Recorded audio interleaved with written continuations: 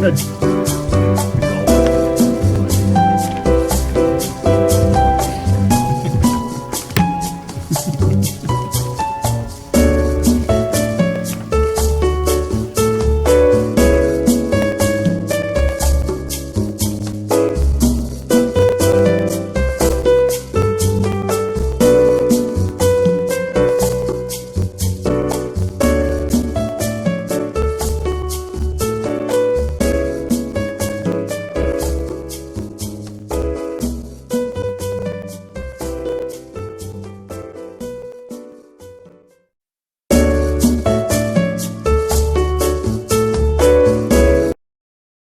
Everybody,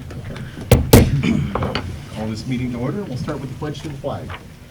I pledge allegiance to the flag of the United States of America and to the republic for which it stands, one nation, under God, indivisible, with liberty and justice for all.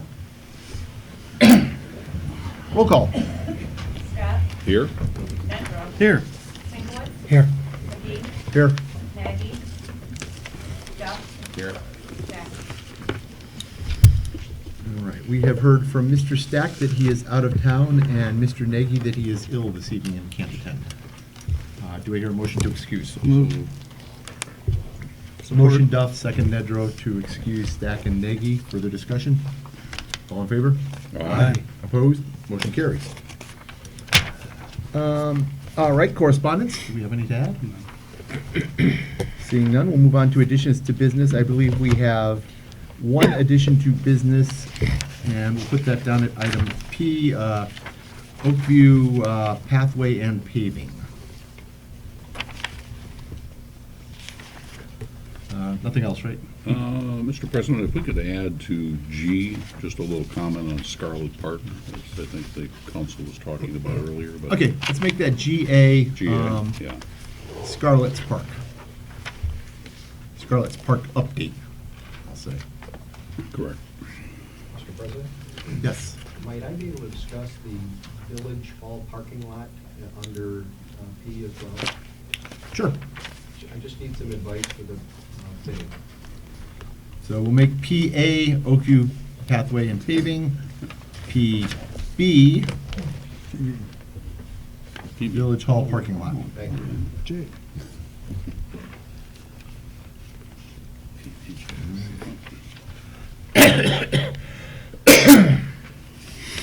Excuse me. Anything else?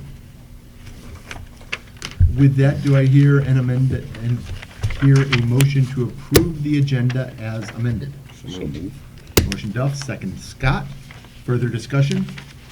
And just to be clear, the amendments are item GA, Scarlet's Park update, item PA, Oakview Pathway and And I've been a village resident for 34 years, going on 34. Happen is usually in our second call to the public. Okay. I'll Which go comes a second. little further down. And Okay. that's the time to address any and all village items. I'm sorry.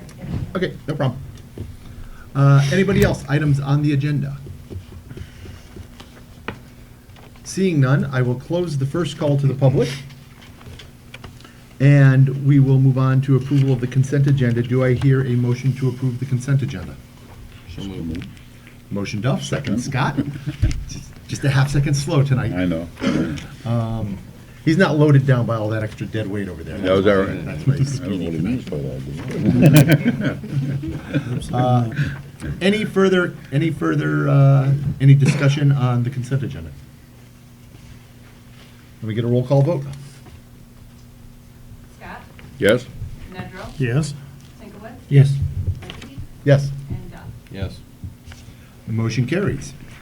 Brings us down to item 11, public hearings. We have a public hearing tonight on the exotic animal application to have a squirrel monkey at 1219 Mallow Street by Linda Stevenson.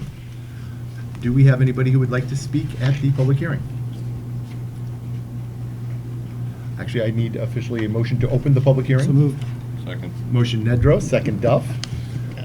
All in favor? Aye. Opposed? Motion carries.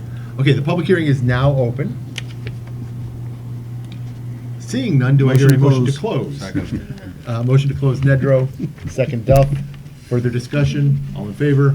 Aye. Opposed? Motion carries. We have closed the public hearing. It does bring us to item 12A, council ruling on exotic animal recommendation for 1219 Mallow Street.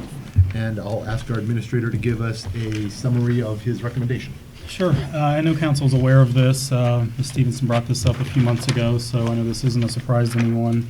When the ordinance was passed, we got an application together, and she provided all the required information. All of that was reviewed. She had numerous testimonials from other squirrel monkey owners, which was very helpful. She had a letter from the vet that will be taking care of the animal. And I also did additional research on the animal, its temperament, its size.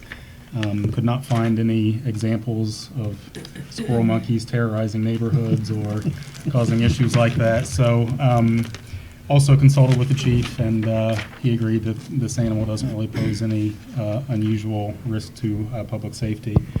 And so just to summarize my recommendation, which you all received, the main three reasons why I'm recommending approval is that the size, nature, and character of the animal should not pose a threat to the health, safety, and welfare of the neighborhood.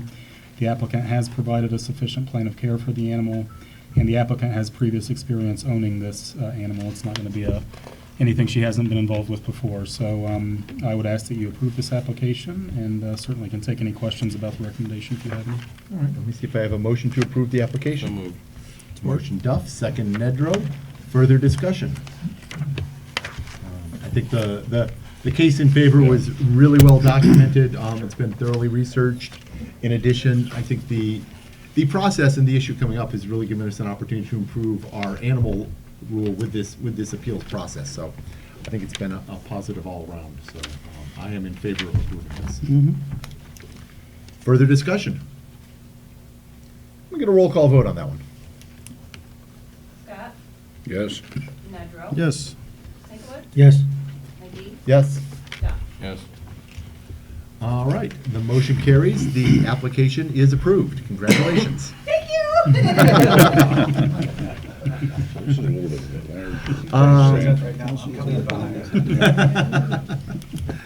Let the texting and messaging begin. Oh, it's already on Facebook. Thank you guys so much. I'll say hi once I get them. Enjoy. All right. Item B, recommendation from Chief Ellsworth to hire full-time police officer Kristen Beaudry. I expect you to be as excited that we got to hire her. Actually, I would be just as excited. Obviously, with the vacancy left by Officer Keller, we went through, we advertised, received applications, narrowed those down to 4, did interviews myself, the administrator and the deputy chief interviewed 4 subjects.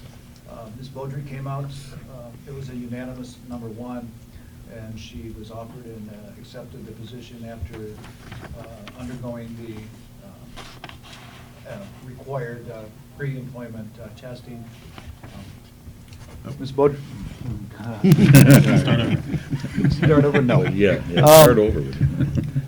Ms. Beaudry comes to us from the east side, where she has worked at 3 different departments, one of them being the Oakland County Sheriff's Department, Richmond Police Department, and the Huron-Clinton Natural Parks. She comes highly recommended. They were sad to see her go, but they also know that she deserves an opportunity for full-time employment, and we're really looking forward. I think this is going to be a great fit. We are looking forward to a long relationship with Ms. Beaudry, and I think she's going to fit in just fine here. I'd like to make a motion that based on the information that was given to us by the police chief, that Ms. Beaudry be hired immediately to join the Wolverine Lake Police Department. Motion Sinkowitz, do I have a second? Second Duff. Further discussion? Let me ask the administrator if he has anything to add. No, I think you summarized it well. We're excited. It was a really enjoyable interview. It's no secret that this is a hard position to recruit for right now, but we feel really lucky that we had good candidates, and especially someone like Kristen. So very excited to have her on board. All right, I'll just add, I spoke with the administrator, and it sounds like you're going to be a really good fit for the village, so we're happy to have you, and we hope to have you with us many years. Thank you. Further discussion? Roll call vote. Scott, Yes. Nedrow. Yes. Sinkowitz, Yes. McGee. Yes. Yes. Motion carries. Congratulations. Come on up and be sworn in.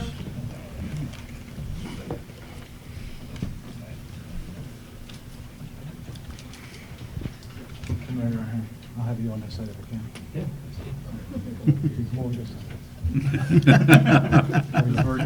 Just where, that's good, right there. All right, you Do I ready? get out of the picture? Okay, please raise your right hand and repeat after me. I do solemnly swear I do solemnly swear that I will support the Constitution of the United States, that I will support the Constitution of the United States, the Constitution of this state, the Constitution of this state, and that I will faithfully perform and I will faithfully perform the duties of the office the duties of the office of full-time police officer of full-time police officer in and for the Village of Wolverine Lake, in and for the Village of Wolverine Lake, County of Oakland, County of Oakland, and State of Michigan, State of Michigan, according to the best of my ability, according to the best of my abilities, so help me God. so help me God. Congratulations. Thank you. Now you get to sign. Sign right here.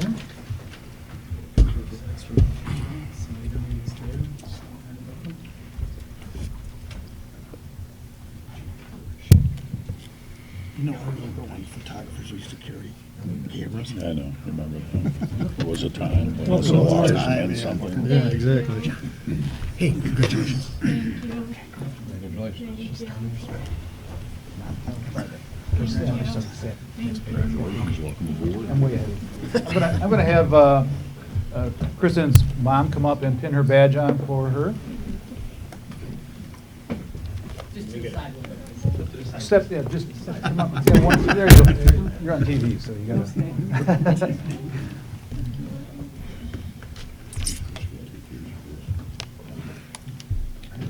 Very tense moment. We hope there will be no bloodshed. That's right. Right through her heart.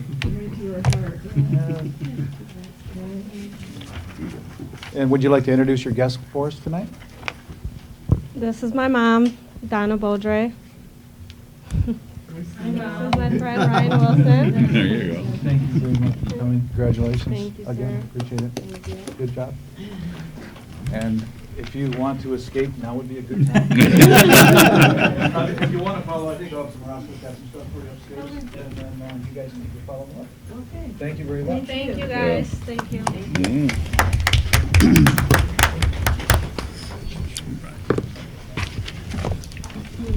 That's right. Pretty good start to this full agenda. Recommendation from Planning, motion to reappoint Robert Ray as the Planning Commission liaison to ZBA for one-year term expiring on December 31st, 2017. Mr. Nedrow, would you like to make that motion for us? Sure. Do I hear a second? Second. Motion Nedrow, second Duff. Further discussion? Brian, anything to add? I think he likes being on ZBA also, so I think he's a good fit for it.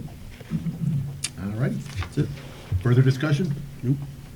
All in favor? Aye. Aye. Opposed? Motion carries. Recommendation from DPW Leader Stone, request purchase of radio equipment from Adams Electronic. Didn't we just buy you guys a radio 45 years ago? Yeah, we wore it out Pour it out. somehow. Yeah, we decided to clean the refrigerator and defrost it, and it was on top of the refrigerator. We moved it, and it started smoking, so I don't know. I guess it liked the cold freezer. Yeah, we're looking to purchase within budgeted funds a brand new base station for it. Basically, it's the same as one of the radios that are in our trucks these years. The one we had before was the size of a suitcase. So we're updating it, and also with the literature that I provided for you, we're also going, instead of just being an analog, which is our radio control system right now, we're going to upgrade that to a digital. It will also handle our analog system, but they anticipate in the next 8 to 10 years, FCC is going to change frequencies again and make everybody go over to digital, so we're prepared to hang on to our radio in case that happens. The second part of that request is that we're looking to pick up 2 handheld prep units for the DPW, and the frequencies and capabilities are just the same. As I stated in the letter, that basically it's just for out-of-truck communication. We'll find uses for them, whether it be on the road, between houses, if we're upstairs, downstairs, and try to hold on to a cell phone. and communicate that way. We think it'll be an asset to the department. Start out with 2, and if they start working well for us, you know, we can always program more into it. We want to try that out. For a total cost of $1,575, which is within the DPW small equipment budget. Andy, will these phones cover you no matter where you are in and around the village? Absolutely, and then some. And even farther? Yes, sir. Okay. Do I hear a motion? I've been to Pontiac So and be moved. able to communicate with our people, so. I'll make that motion. All right, so I have a motion, Sinkowitz, a second Duff, to purchase the radio equipment for a cost of $1,575 as presented. Thank you, council. Further discussion? Seeing no further discussion, roll call vote. Scott? Yes. Nedrow? Yes. Sinkowitz? Yes. McGee? Yes. Duff? Yes. All right, motion carries. Thank you, council.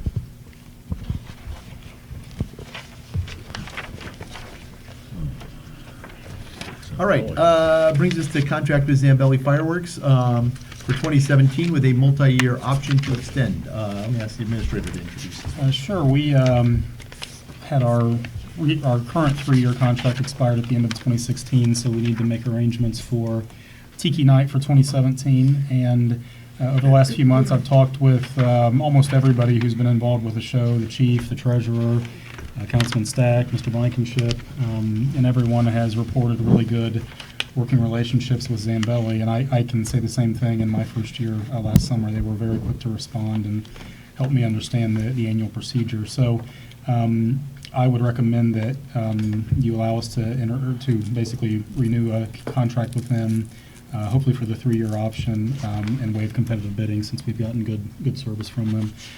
It's a $15,000 show annually split between the village and the Onward and Upward Committee. They've also agreed to work with us that if we want to increase the size of the show, we can do that as long as we let them know by May 1st each year. So they've been very flexible and very helpful, and would love to get this signed and on file so we can move ahead with plans for this year. All right. Do I hear a motion to extend the contract with Zambelli Fireworks Manufacturing option with the 3-year option? So moved. Motion Scott. Second Nedrow. Further discussion? I would just add to everything the administrator just said. They've been really good to work with. They always provide a really good show for us, and I'm happy to go forward with them. Seeing no further discussion, roll call vote. Scott? Yes. Nedrow? Yes. Sinkowitz? Yes. McGee? Yes. Duff? Yes. Motion carries. Thank you, council. All right, so now we come up to a couple of park items for discussion and perhaps some council direction on where we should go for our next step. First up is Amenia Park. We now have, now that we have the plan in place, we've held the public hearing, we've had some discussions. The administrator has gone back and talked with various folks in terms of what's the best way to proceed? How can we proceed with a reasonable phase 1 that will, move us along in a cost-effective manner? And this is the list of items he's brought up that brings us a lot that's there. Just so everybody knows, the items on this list are a parking lot for $2,000, crushed limestone walkway $3,150, willow tunnel for $1,000. 2 benches for $1,000, picnic table for $250. We have a play structure that we expect to be built and donated as an Eagle Scout project. It's very likely we are going to need to work with him to do a little bit of fundraising around that, but right now we're expecting that to get contributions to cover the cost of that. Landscaping for the plants involved, $8,100, and miscellaneous items, $1,500. So that comes up to a grand cost of $20,555. I did have a question about one item. I asked Nathan about, he didn't know. I was wondering if either our engineer or Andy from DPW might know. Do we have any idea what the cost of one or two of those cement tunnels that were discussed in the plan would be? I see shaking heads. The concrete culverts you're talking Yeah, about? yeah. They're what? I would think they're not very expensive. I would think they're not very expensive, and it just seems to me that if we're going to do the landscaping, in the back, especially early on, that it might be worth including those as well. I might also add that for a structure like that, you can pick up seconds that can't be used during construction projects, and they virtually give those away for projects like this. Oh, that's a really good. Yeah, That's even, there you go. that's a great idea. Is there a local supplier? that- Northern Pipe and Mac Industries up in the White Lake Township and Independence Township area, right local, Carol Small, down in Livonia, I think. and Livonia down there is. I see our administrator taking notes as we yeah. speak. So, we've talked about this park a lot. We had the initial, our park consultant came with a full estimate of, here's what it costs if you really contract everything out. I think we all agreed that that was more than we wanted to spend, but I think this is getting us to a real nuts and bolts. Here's what we could spend on a park this year and have a nice park in there. So at this point, I think what we're looking for is council direction. This was, I don't believe, budgeted, the construction of this wasn't budgeted in this year's budget, so we would, if we want to proceed with it, we would need to do a budget amendment. I think if we want to do that, we probably want to have a little bit more final accounting of what we need and what we would need to put in a budget amendment. But if council would like to proceed with this, I think we can ask the administrator to gather that up, bring it back to our next meeting, and we can start some real planning here for what do we want to do, when do we want to do it, how do we want to order it. But this is really, I think, a pretty solid look at what it'll cost us to take that vacant lot and turn it into a nice little park. Mr. President, a couple questions. The area where the tree, with the vegetation, which comes up to over $8,000, is that installed too? The vegetation, I think, would be pretty much all of the landscape vegetation that's in there. It includes installation, as long as you consider us having either DPW or residents doing the planting there. Okay. As we've talked about it, we've talked about doing it in Because- terms of a couple volunteer days. Yeah, exactly. You know, when I look at the total bill, that's about 45% of the whole bill. And I noticed that there wasn't anything about a lawn. Are they gonna put sod down, are we gonna put seed, or is that's another expense? And the other thing is, being a neighborhood park, I don't know, I'm not crazy about the idea of a parking space for 3, but that's not a big deal. But when you look at this, you can pave the parking lot for $8,000, and the limestone is costing you $3,000. Wait. Now, here's my point. Hold on a second, Ed. 2,000, I think. The parking lot is estimated at $2,000. Okay, I meant, okay.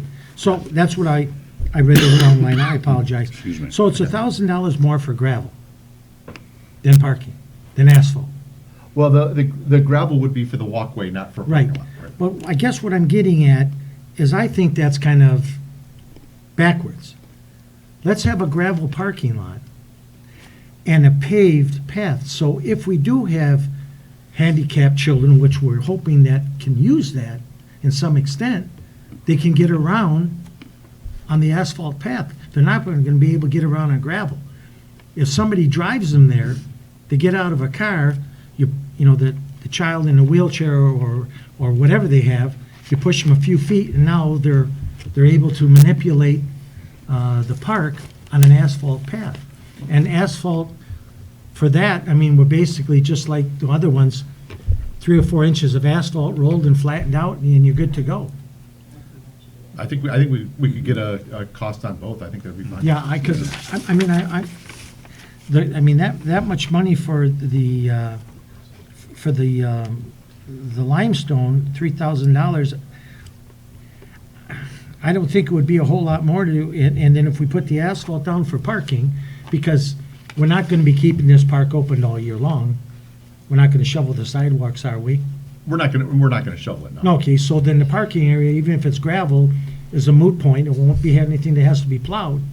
But at least during the summer months, anybody who needs handicap access has it. But when you put gravel down, you're kind of barring them from using it on their own. Right, I think probably asphalt for the parking still makes the most sense. Mhm. But I think, yeah, maybe do the pathway and. If we got somebody, I'd like to find out what the price is. And the other thing. And I assume when we would do this, we would probably want to do it the same way we've done other Yeah. small pathway projects, is when we have somebody out here deployed. Yeah, get let's one include shot. that. Yeah. Yeah, because that's a simple pathway, Yep. you know, just remove the vegetation. And as I had said before, I'm not crazy about the buried culverts. I'm just not happy about the idea of having the kids out of sight. And secondly, I think anybody who lives around there has been surprised by critters in your garbage can or in your garage. That could be a potential hazard. You know, kids going in there in the morning, finding out there's somebody else in there beside, you know, either a raccoon or a possum. But anyway, I object to that. The rest of it, I think taking a smaller portion of this, you know, knocking it down and see, because it does, of all the meetings we met, I've never seen a clamoring of people that we want to park in Armana, we want to park in Armenia. And I will say, I was talking to a resident who lives on Alberton just last week, and Yeah. he said, I'm really grateful that you guys are pursuing a park here, so. well, be it as it may, but I think we should really look into the culvert thing, because it is something that potentially could be a hazard. And I think if council is willing to have Mr. Powell get an idea on what the difference would be, if any, to put down that, because what is it, probably about 60 feet of paving, 80 feet of paving at the most, Yeah, it's pretty the small. sidewalk? Yeah, I think we could certainly have our administrator work with the Okay. engineer to get an estimate on that, see what the cost of doing the pipes would be if we want to proceed with them in this phase while we're doing the rest of the landscaping. But otherwise, does it seem like this is a reasonable path forward here? Yeah, it's I much think better so. than 50,000. Okay. Yeah, and it omits, you know, sort of a lot of the more, you know, the pricier wooden structure things that we, you know, if it works, there's a lot of people there, we start to notice a lot of wear in some of those areas. That might be the time to talk about those, but I think this gets us there reasonably. We haven't changed the court design anyway, so anything we want to add to. Yeah, we can definitely Still just there. add on. It just gets us up and running. So let me ask then for a motion to have the administrator research a couple of the items we've discussed and come back to us in February with a proposed budget and schedule for the park along these lines.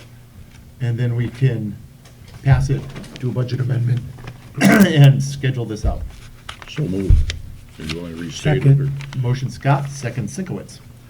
Further discussion? All in favor? Aye. Opposed? Motion carries. All right. Nathan, anything more you would need from us? No, I think I'll work on that the next couple of weeks. We'll get a more detailed estimate down. I'll talk to our engineer. And just for a quick little rundown on that, I think our park consultant, he'd overestimated, I think, a little bit on the cost of the parking lot. So Mike and I have been working together a little bit on this to get some costs that are a little bit more realistic, and certainly be happy to come back next month with the proposal. Okay. Just as a point that you mentioned, I'm not particularly impressed with this consultant's work. He came back with a part that, you know, you think this was gonna be at Cedar Point, way over budget, and then we paid him another $7,500 or $750 to bring to us what we actually wanted, and then still, some of these numbers don't seem to be exactly, you know, in place, like you just, well, that's probably about $5,000 for that, and $2,000 for that, but Well, Ed, I would have preferred him to hit the mark, you know, right on the first spot, but here's where I am impressed with what he's done. I think he's listened very much to what we've had to say. I think he's also been very good in informing us of things that there are in park design that we weren't aware of, both, you know, standards, ADA compliance, a lot of issues like that.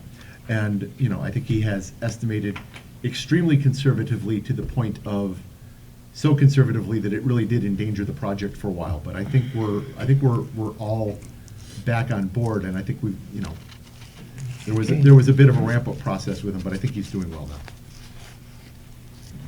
So, I think I took a vote on that one, right? Okay. Well said.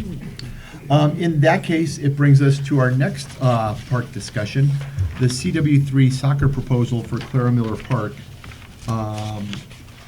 We do have Nice light off. more information here, including what the potential cost for parking would be, what the plan is, a potential plan for that would be. So why don't I ask, since we're starting with sort of, I don't know, Nathan, you want to start with you, or you want to start with the engineer?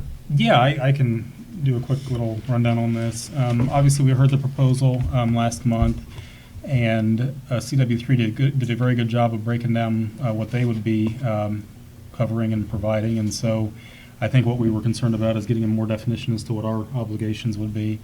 And so I talked to Mr. Powell about the need for additional parking. I believe Mike said that 72 spaces per field would be in the ballpark of what would be ideal. And so Mr. Powell's drawing here provides more than enough parking with the existing parking included to accommodate the soccer and all the other activities in the park. One thing that I think is important to understand is that my concern now was more to get an idea for budgetary reasons. I think that if we didn't want to put the parking here, we could probably find other places throughout the park to put it. But I really liked what he put together. I think it makes a lot of sense and looks good. But this would be $54,000 estimated to include the parking improvements that would be needed. That would be an expense that would be on the village to cover. Also talk with Mike a little bit about fencing the fields, which I think one estimate, Mike, correct me if I'm wrong, was around $17,500 maybe for fencing around the fields. I call it South Line Fence just because I've done some stuff not related in the past and talked to a guy there. He said commercial chain link is about $10 a foot.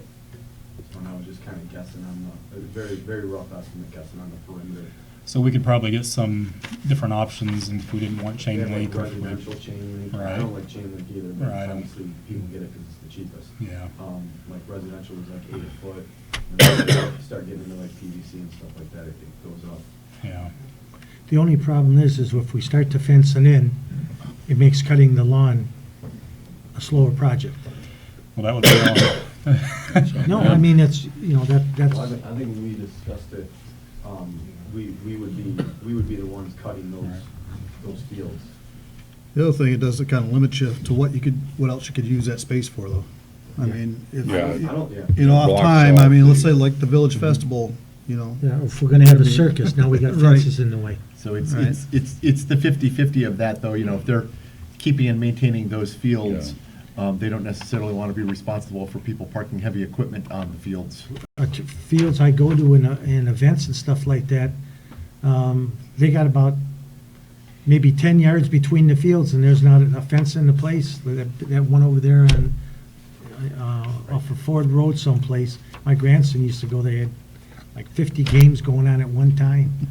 But I think the fence could be a deterrent for anything else that was going on in there. Yeah, and I'm not, you know, Yeah, must have just a fence or not talking have a out loud, fence. I'm thinking out just, loud. I think that would That's be a good the argument in favor. Is it the question of cars and vehicles or people Yeah, using it? The question is a deterrent against people driving. And even right now, the big problem right now is snowmobiles. Yeah. Like we have Dodge, parking, especially with the way Michigan weather works, like you get 3 inches of snow, that isn't enough to snowmobile, but anybody Yeah. with a snowmobile wants to go. Mhm. I guarantee if you go out to Dodge Park right now, we do it every spring fixing, actually like we don't actually want a fence, like I yield not all, but most parks have some sort of deterrent somehow to keep people from driving across them, so, like I said, I'm not in love with the You idea. can that see I'm where just you trying to really figure out got how to needed make it. here. But we're talking about, I mean, really taking care of You a know. piece of land, so putting, Yeah. $15,000 to $30,000 just into the turf per year from our organization to make sure that when our kids go out to play on it, it looks like a fairway of a golf course. Sure. So we're putting that kind of money, I just want to. Mr. President, we haven't decided on either one or two yet, have we? We haven't decided on this Okay, project at all. okay. So really, this is Still- discussion here, they would certainly favor 2 if they could. Just a couple points to wrap up to make sure that we're clear on what our responsibilities would be. We would be responsible for the parking. The fence question obviously is hanging out there. We decided at the last meeting with Mr. Powell's input that drainage issues are not a concern there, so there's really nothing to worry about there. Village would also be responsible for permits during the construction, which I understand would be extremely minimal. And I think a survey of the land is something that we would do. So obviously, if this is something we ended up pursuing, we would have a very detailed contract between the 2 entities that would outline all the costs and obligations. But I wanted us to get us down the path tonight of understanding what kind of expenses we would be looking at to pursue this. So I appreciate Mr. Powell putting this together for us in the last couple of weeks. It's very helpful. Fire bushes or something. So, my understanding is we've also at least been approached by some baseball folks who may be interested in something, working out some sort of similar arrangement with us. Yeah, it was really funny. A couple days after we had the proposal last month, I got a call from one of the Commerce Township baseball leagues asking if they could reserve our field sooner than normal because they don't have anywhere to practice. And I told them that we weren't going to change it for them because we have multiple leagues that use them, and so we didn't do that. But in the course of the conversation, he said that they would love to talk to us about partnering to improve our baseball fields, which was, again, very interesting timing. So a lot of interest in this piece of land right here at the moment. I also wanted to give you a little bit of background about the baseball field reservations, and I put it in the memo. We raised $1,090 last month from field reservations. Usually it's April, May, some of June. This past Monday, we had our annual opening day of reserving our field, and we had a line out the door of coaches wanting to reserve them, and they booked up quickly. So there is a demand for them, but there are no actual games played on our fields. It's simply, they're simply used for practice time. And so this proposal would leave us with 1 baseball field, which we could certainly work with the Little League teams about that. There was also the discussion last month of is there another place in the park to build a baseball field? If we wanted to incorporate soccer and baseball to a higher degree than what we have now. So all sorts of conversations, and just wanted to have a conversation tonight about maybe where we should be heading with this. So it's council's pleasure at this point. I would like to not see us, lose the baseball folks altogether because they've had demand and some usage of that. There may be some areas where, especially if they're practice fields without, large attendance, that activity would fit in a little bit better, maybe in a couple of other areas of Clara Miller that are really just open lawn right now. And I think that's something we could maybe consider that would work. Give them better fields for the baseball, put in the two soccer fields for all of the soccer, get us improvements in both places. I think that's possible. We'll get an update on Scarlett's Park, by the way, but if you're looking, you'll notice there is no large accessible playground there. It sounds like they're going to go up to Commerce, so that in terms of a land usage, the amount of area, it probably isn't a concern right now. But anyways, all I was going to say is, I think there are still options. We're going through the park planning process, and I think, it's a discussion point. Nathan? Just one more thing I wanted to point out, and Mike, I'll ask you, one thing that we haven't really discussed in terms of this immediate conversation is our bathroom situation there. You've been to the park. I mean, I assume that more would be better compared to what we have. Is that correct? I mean, would you believe that we would need to renovate those and increase those to satisfy the amount of... We run 2 fields at Dodge Park right now with porta johns. Oh. Isn't ideal. Okay. We've never been able to get Commerce to agree to go in with us on Okay. something. So we're absolutely more than willing to, help fund something like that. I think what we have there is usable, Mhm. and serviceable. Okay. I mean, I think having like maybe, if we could help do something with a storage and concession, Yeah. which from what I've talked to some of you guys before, is something that the village just thought we needed for a while for different events. If we can team up to do something like that, I think that'd be good for everybody. Just for information, Excuse me. a 30-year-plus member of Malta Lakes. I was running the baseball program, and a local baseball team of probably 12, 13, and 14-year-olds knocked on our door and says, how would you like big fences, new backstop, this, bleachers, all this, take care of the field. You don't have to do anything, just let us use it. We'll pay the whole thing. They paid the whole thing, plus we get a yearly pittance from them for using our property. It's just, with the sports like that, it's tough for people to get any place. And I think, we have to look at, we've had 3 baseball diamonds over there. We probably could get away with 2, but you could, I know, just like you had people come in, one of those fields could be utilized for playing games and practice, and then a small practice field. And whether we use 1 or 2 of the soccer fields, and maybe down, outside the park there, like you said, just somebody wants to come in and use it as a practice, play it up, put a backstop up there, and who knows? You're maybe not we'll talking s- about the soccer fields. No, no. No, we're talking about Next- the baseball fields. I think The other opening fields there, like where the tennis court and all that stuff is. Yeah. There's a lot of open land there. Backstop and throw a few bases on the ground, and the kids want to use it for practice, they can. There's a lot of options, I guess. It's Parks and Recreation, and we're going to have to take a good look as, what's the most ideal for our residents, because, people in the community have counted on those fields for many, many years. Yeah, I mean, And what I'd like. it'd be kind of, I'm for both, but it'd be kind of like, oh, by the way, we're taking away 2 fields, go someplace else. Yeah, and the whole purpose of this park planning process that we're going through is to find ways to make better use for more, more And of we our got residents land. overall. We So got I the think we've land. got the land for it. I think, it's just a matter of figuring out how to incorporate it all. In terms of overall, it's not a final contract, it's just kind of a general arrangement.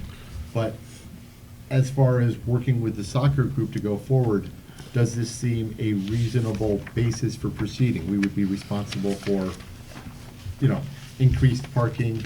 They'd be responsible for all of the field items that we've discussed. I mean, we're going to pick up the cost of putting in Parking. the parking. Yeah, Yep. which is I'm not, approximately a quarter of what they're willing to Yeah, I expend know, on their but- 2 fields. there's a lot of places that need paving too, besides a bigger parking lot. I don't know, if they had to go to someplace else and start from scratch, they'd have to do all the paving. Mike, I'd have to see the numbers. I'm not crazy about, then we're talking about maybe the bathroom's gonna need an extension, and this and that, and it's, And I think the paying for improvements in the bathrooms would then be another place where we might work with them in terms of what the funding of that is, and that might be a way to get that funding. what would you say would be the activity in terms of number of kids coming through this in that spring session and fall session? Spring and fall, Monday through Thursday, over the 4 days, you're talking about roughly 350 to 400 kids. So there's going to be a lot of kids involved. And then Yeah. on the weekends, spread out over Saturdays, probably another like 250 kids coming in for games. So different type of soccer. Monday through Thursday would be like select travel type players, and the weekends would be for our recreational kids. I mentioned it before. I know baseball's a concern, and I love softball. I play a ton of softball in the summer, so I'm not unsympathetic to the baseball. But I mentioned it the first time I came here, and Ed wasn't here. But right now, our rec players at CW3, Wolverine Lake, Walled Lake, Wixom, Commerce, don't actually play on any soccer fields. They're on Yeah. they're playing the outfield of baseball diamonds. So this would be really the first true field, you're saying, in that sense? And we use those for the game. So you're talking, quite a few kids coming through for sure. Now, we were talking about fencing. What about natural barriers? I had mentioned to a couple of guys on the dais here that when you go by the park, Carmus Park, you see those fire bushes that line basically Richardson all the way down. I don't think anybody can drive through those. they look like they're very healthy, because it seems to me every 3 years they cut them down to nubs and they grow back up again. I think we're open to whatever. I mean, like I said, it took us a while to arrive at a fence at all, because, like I said, at first glance, I don't think anybody from my organization wants a fence. The only thing about that is, I had a grandson that played soccer, that usually the fans stand in between the two fields Right. and watch, so if you had bushes there or shrubbery, that could, you know, That was actually- deter the vision. I was actually Yeah, I don't thinking. think you need of any- You're doing just it. talking on the outer edges? Yeah, just on the outer Yeah. edges. I mean, you wouldn't want to make it so aesthetically unappealing that it wouldn't. And one of the things for the drawing too is, Nathan, our original idea, like, I think that's awesome for visual. Our original idea was to basically that entire, you know, those two fields with the middle part combined, you know, taking care of turf for that whole thing. So that it would, from a, you know, bird's eye view, that would look more like one giant, you know, really nice piece of grass. And that, what that does for us, it allows us to move fields around and protect the turf and, you know, change things. If you, one of the big problems with soccer fields, and you can see it with the soccer field that's out there now, and even the baseball diamonds, is because they never move, it's really hard to not, you know, develop certain, like, patterns of wear, you know. And once you, like right now, if you go out to Clara Miller, I was out there today, there's a lake in front of the one soccer goal that's frozen over, and a lake in front of the other one, and the baseball diamond's got similar problems. So we were really thinking about just one open area that we could then move to protect. Shift the orientation on it. Yeah, you just shift the fields and the goal mounts. I think potentially that with two soccer fields there, it's going to be a traffic jam and a nightmare every weekend. Because you got to remember, you got two fields, so there's four teams playing. There's 4 teams that just get off the field, and there's 4 teams coming to play. And everything has to go through. And I think if this is something that, if we go, my personal opinion, because I see it at the hockey arenas all the time, there's 4 teams playing on the ice, 4 are still in the locker room getting undressed, and 4 are waiting to get into that locker room. So, of course, you're changing clothes, so that's delayed. I think we're going to have to seriously look at another entrance and exit to that park, because just Benstein is not enough. So Mike, you kind of at least looked at the basic layout there. Would it be much more complicated or expensive to put another entrance, sorry, other Mike. Almost Scooby. Put another entrance out the back, or maybe put some of that parking, instead of putting it sort of intruding into where the park is there, maybe put the parking out behind there? Would that? All those options are available. Certainly, we have Brisbane out to the east, so that could certainly go out that way. We have the pathway going out there already. And so all of those options are available. I mean, I think for the most part, it would still be the vast majority of people using the main entrance there, but, you know, either local residents who know, or if it gets really jammed up, that could be a, you know, take a little bit off. Because we've all been in the park there, you're pulling in straight like that, you know, to get out, you know, and then people are waiting to get that spot. I think I can picture a nightmare there on game days, on Saturdays and Sundays. Yeah, I mean, traffic control is definitely an issue with that. Yeah, Definitely. yeah, so that other exit, you know, might help, but let's see what we come back with. So I think at this point, it sounds, at least as a consensus, that, and then I think I generally hear council consensus, yeah, we'd like to proceed with this. We want some more detail. We want to work out some of the things that are there. We need to incorporate it in our park master plan, which we're working on right now. But perhaps we could ask the administrator to proceed to gather up some of the details that we've talked about tonight. Work with our planning consultant, our park planning consultant, to incorporate this into the master plan, to see what we can do with the baseball folks as well, see, you know, where and how we might accommodate them, you know, maybe out in some of that other unused space right now. And to come back to us, maybe next month with, you know, either more information or a more concrete proposal. Does that sound like a reasonable way to proceed? Yeah, and I think at that time, we should make a decision on the onset. Are we gonna put in one soccer field and see what happens, or are we gonna put 2 in? And then what are you gonna do with the baseball, vice versa? You know, I mean, there's a lot to consider I think to do that, we would need Nathan to sort of flesh out the details and prices separately for one field versus two field. If baseball would use that. My own opinion, looking at it, I think two fields makes it a more tenable project all around. Yeah, particularly if you're gonna overflow the grass is what I think you said, right? You're gonna take the grass edge So to then, edge. for all the people that have been using this field to play baseball in over these years, what are you gonna tell them? I think Sorry? we need to find an accommodation, and I think Okay. that's what I'm asking Nathan to Yeah. go take a Okay. look at. An But the one alternative field will location still be for there. those, right? I think we would still have the one field there, Okay. right? And so, if we get to that, and the reason I think the spaces out back might be a little more tenable for that is for Little League fields, some of those square areas seem to me at least, at just me looking at them, I haven't measured it all out, they look like about the right size, but they're a little bit short for soccer, so I think that might work okay. Has anybody, are we going to also let the residents know about what's gonna be going on in that park on the weekends? I think we'll definitely have to Okay. have public hearings on the plan and everything, yeah. Okay.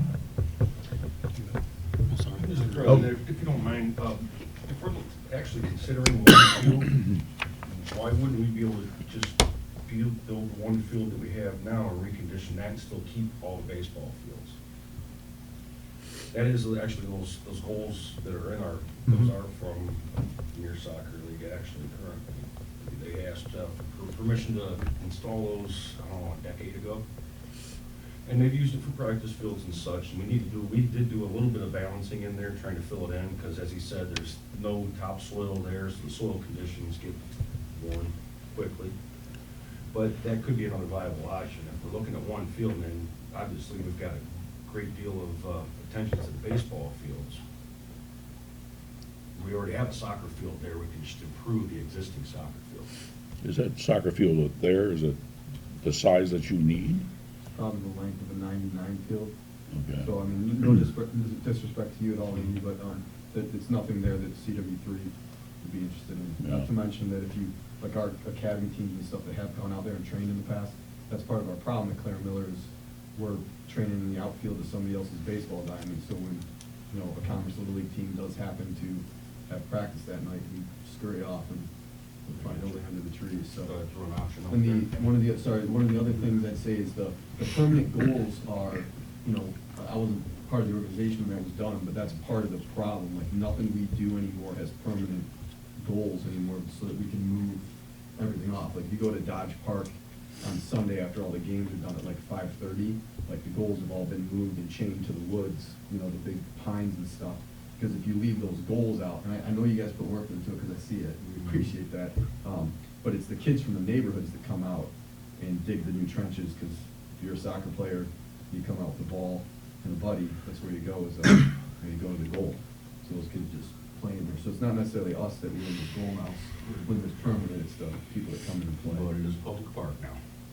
No, I'm not saying that it shouldn't be that way. Right. Just saying, like, at Dodge, we move them, so kids still go out there with knock soccer balls around, they just don't eat up the same, spots. Same turf. Yeah, so like if we did this with you guys, and those fields would be out there, fence or no fence, when you came out on Sunday after we were done, there'd still be Wolverine Lake kids out there kicking soccer balls around. And there'd still be, just like at Dodge Park, when you go out there and we're not there, people are playing alternate frisbee, people walk their dogs. That was actually one of the things I thought about that I wasn't sure if I was excited about or disappointed about, with the fencing. Not that I want you to turn it into a quasi dog park, but I think that's something that people would naturally probably do if you could get in and, let your dog chase the tennis ball and stuff, as long as they're cleaning up their food, which most people at Dodge do. We don't have any issue with that. All right, so, I don't know that we need a, oh, wait, more people. Just to remind council that I'll be bringing back to you next month a bids on a paving program here in the village. And so if there was any interest to find out what that paving scheme or a different paving scheme that maybe Nathan and I came up with and the chief regarding going out to Brisbane, we could actually get bids for doing this work and have some idea what it would cost at the next Good meeting. idea. I So- Very good. Well, could we have a better consensus on one or two fields? I mean, there seems to be enough conversation to make that decision to give Nathan, I mean, I don't know what's gonna go in the abstract. I think we probably could. I mean, I think we have, correct me if I'm wrong, I think we have 4 of us in favor of 2 fields and 1 for 1 field. Is that where we are? As long as we find some alternatives, I think that Yeah, is right I for the think, baseball. yeah, but use. I'm just, apple pie baseball and Chevrolets, And I hear It's you. been there, and these people plan on, that live in the community want to keep using this, and now, the new guy is in town, and they're going to take the place over. I think that's wrong. But if we can get someplace else, that the existing 1 field there will be a field that they can play games on, correct? Yep. 2 soccer fields. And then we need another field probably for games or for practice. So wait a second, As in I've baseball. lost track on our sports, but I think what we would end up with is two full game fields for soccer. We would end up with the 1 baseball field that's there would continue to be a practice field, and I think we could accommodate 1 or 2 additional practice fields, which would be what we have right now. We don't have a game field Okay. for any of them, Yeah. so. Yeah. I'm not a Wolverine Lake resident. I'm president of CW3 with Mike, so I'll be candid with you to kind of put this to rest for you. We would very much like 2 fields, scales of economy, raw cost. We're not looking to displace anybody. You've heard multiple times here tonight, we're in their outfields to play soccer. There's a lot of kids that want to play soccer in this area. You will have the opportunity, obviously, to still maintain 2 fields, but for us, truthfully, for this to make sense, it kind of needs to be 2 fields. Yeah, I certainly understand that. I'll tell you what, let's see if we can get a motion to have the administrator further investigate and come back with a proposal to put in a 2-field area in Clara Miller, to talk further with baseball leagues about what they would like there, and to see if we have a way to accommodate baseball practice fields in the additional area in Clara Miller Park that isn't At being least 1 or utilized. 2 other Yeah, Yeah. practice Yep. facilities for baseball. Do I hear that motion? So moved. second. Motion Nedrow, second Scott. Further discussion? Thank you. One other thing that we haven't mentioned at all yet, just remember, we're talking about Saturday and Sundays or weeknights having soccer practice. Now, remember, we also have residents that come there and play roller hockey, basketball, go to the park. I think we're going to find out that we're going to be extremely short on parking. Yes, but the heavy usage for them is in the fall and the spring, whereas our heaviest usage from residents in and out is usually the summer, so I think that at least helps to ameliorate it. All right, well, we got a lot to look at. What about an egress and lanes into Benstein? Is that something that should be looked at? When we talk about the exit issue you're talking about, and the entrance issue, I don't know. I think it makes more sense to go through to Brisbane, and the yeah. chief and Nathan and I can work on that. Yeah, from a cost standpoint, of course, yeah. And I'd like to get that as soon as possible, and then have these contractors actually tell us what it would cost. That additional stretch of possible parking and access into Brisbane would also feed whatever fields we could put On the other side. on the other side there, so. So you might even be able to shift some parking So down shift some closer to parking. Ben's. Do you have enough room to do that? Brisbane. Towards Brisbane? Yeah. Unless, maybe you shift that baseball diamond a little bit to the south. You want me to do it? Sure. You got the bad story? The good No, I've actually got, I talked to Mike about this. My thing is if there is enough room for 2 more baseball diamonds over off of Wakedo in that park area, is to, instead of, add these additional parkings in the middle here, remove that baseball diamond there and use that as the parking area. That way you have the ingress and egress right there on Brisbane. And hopefully, I don't know the property lines, and we have to check this out, if we can make at Brisbane, at Wakedo, a 4-way, so you're exiting out, it would make it much simpler, rather than try to put a driveway through where you have to turn and then stop. I think it would exit out, because now you're stopping, turning, and stopping, and going. Oh, yeah. Right. And I would much rather see if we can do Straight the through. straight through, we can do that, that would be great. That'll also help clear some of the area right now where we have the bike path, the blind spots coming out of there, and kids don't stop. And that bike path is 20 feet to the south of where Wakedo stop is. And so at Brisbane, you're not stopping before the bike path, you're actually stopping almost in the path of the bike path. So, but if we could, and I'm not trying to create work for anybody, and what I'm trying to do is solve an issue of parking, rather than put the parking in the middle there, remove that baseball diamond and add the additional parking down there, and have the 2 full diamonds at off Wakedo if there's room. I think that would be a better option, and we could also probably fit in much more parking in that area rather than try to straddle or split. But that was just something me and Mike were just talking about. To make that a smaller baseball field, too. I mean, shift it further. You could actually remove that baseball field and shift it over to Wakedo where Right, the other right. additional parking in their park Right. is, and have 2 baseball fields there, so you don't have the baseball field split. Because when people go to, Replace everything, it doesn't make sense, those fences, the baseball backstops are only about 7 years old. You just haven't redone. Oh, you mean in this Yeah. particular field or the other Structure field? and move it so you can accommodate something else, it just doesn't make fiscal responsibility. well, that's what Well- I'm saying, those are ideas. I just, Yeah. Well, we have the opportunity to put almost $200,000 worth of field in free maintenance in a sense, up to, so I mean, it's a tough pull. Yeah, it's a tough Yeah, and pull. I'm not, we're certainly not here trying to, get Andy riled up and. Nobody's here to do that. Well, no, we're not, certainly not to upset anybody, we are, sorry. We are, with all due respect for everybody, we're not new. Yeah. CW3 just didn't show up looking for space. Our kids have been playing here for 20 years, not on soccer fields.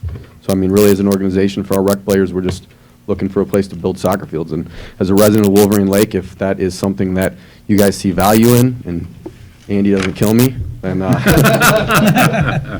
we definitely have some money and some interest in doing so, and some long-term sustainability to build, some pretty fancy grass, but I also think something that people will come into Clara Miller Park from our community and outside our community, like they do right now with Dodge, and go, like, oh my God, this is a special place for, not only soccer, but using the playgrounds, and, and that's one of the things I talked about last time with Dodge. That playground gets used exponentially more, and there's more people in the park because of the soccer that's played there, and that is how the relationship evolved at that park, is because people weren't using it.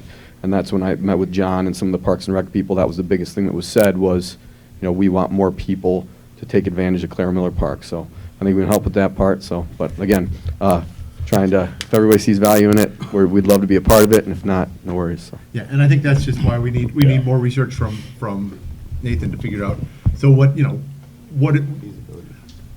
is it gonna take for the village to accommodate here? Further discussion on that motion?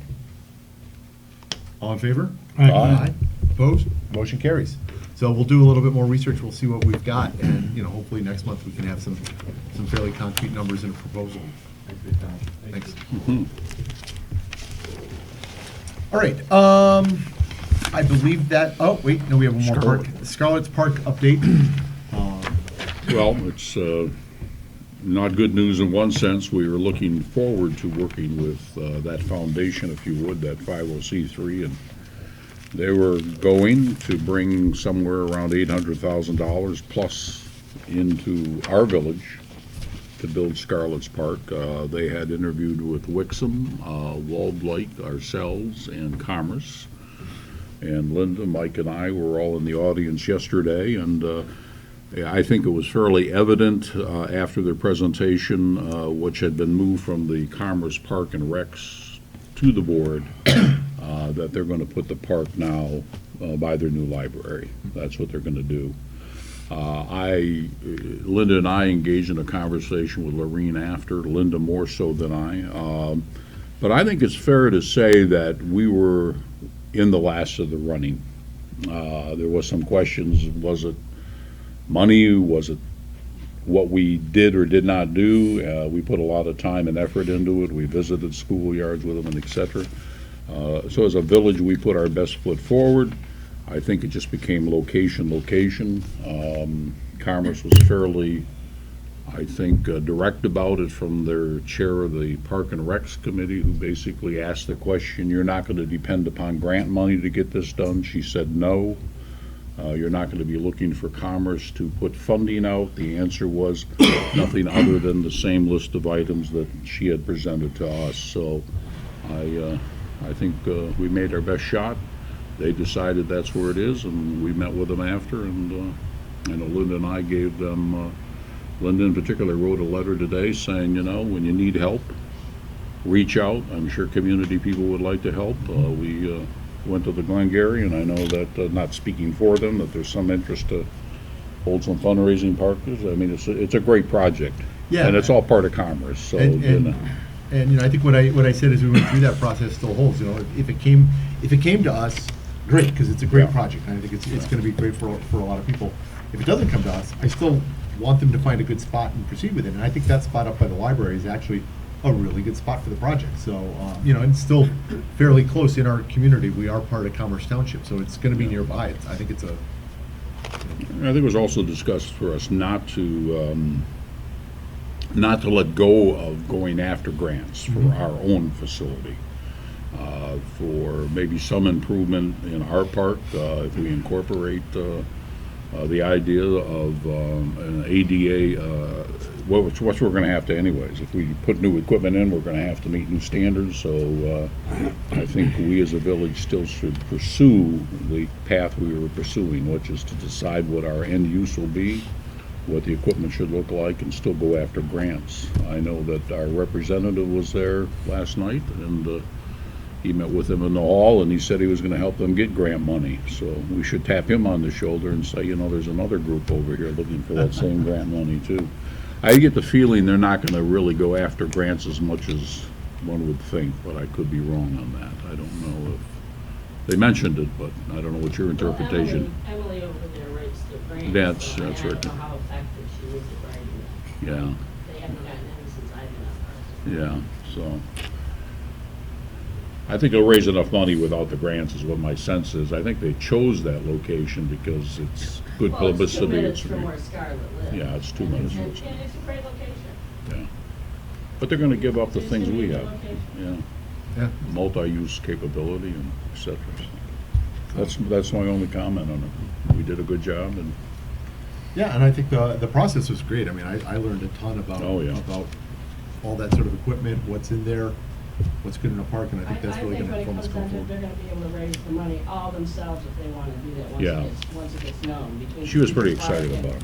And everybody else. I mean, it's not going to be difficult. Yeah. They can shake a pretty big tambourine outside the supermarket. Okay, so that's the update. But at least we have some certainty there, and I think it was a good process. All right, with that brings us to our next discussion item. This is actually something I asked the administrator to look into and bring back to us once we had some more information. A lot of the information is in that article that you guys had there. It's coal tar sealants. Been a lot of research on them. It's really come to the fore that they contain a lot of fairly bad chemicals that are not in some other sealant alternatives. If you read through in detail, you'll notice that the worst of the spots tested across the country was South Commerce Lake in western Oakland County. These are sealants that are not, we don't currently use in the village for our sealing. They are potentially available. Some people may do their driveways with them. They contain a lot more carcinogens than other alternatives, and given the importance of the lake, the high usage we have in the lake, and the importance of our well water to us, it seems to me pretty straightforward that we would be well advised to look into joining with other communities who have done a ban there. It seemed there was some possibility there might be action either at the Oakland County level or at the state level there could be in the future. Right now, that doesn't seem like it's happening, so if we do want to proceed to do something about them, I think it's on us for this. Nathan, anything you want to add there? No, I think that there was a sample ordinance included in the packet that Ann Arbor used that we could use as a starting point if we wanted to draft an ordinance. But if you have the time to read through the article, it is really, really informative. Rates other opinions as well, but certainly there's a lot of evidence that this has the potential to be harmful. And I think that if we want to get something put together, we can certainly do that. How would you enforce it? I'm just curious. I mean, I read through it, but they do not have to register as a contractor to do sealing anyways, correct, at residential lots? Am I right or wrong on that, Ed? I think when you call a seal guy out and you have him come out, I mean. And from my understanding, this is, what they're talking about is the product that's put down hot. But I'm not sure, because in all that stuff, whether you get, if it's water-based, that's nice, but you only get probably a year out of it because it's water-based. Then if you use the other one that is more of an oil base, you get 2 or 3 years out of it, and, but there's tar and all that stuff. That's not just black dye that you put on there. There's other Right. So my understanding from the article petroleum products is that there are multiple different ones that you can put down hot. They're sealants. There are sealants that have comparable coverage now and will last equally long. It's this one particular one that's based on coal tar that, as it breaks down, really releases thousands of times more carcinogens than the other ones. Yeah. And so that's really the issue here, is that there's In fact, a reasonably comparable product that does the same job that does not have nearly the same impact. Mike, wasn't that what they used to use on crack sealing, and now they don't?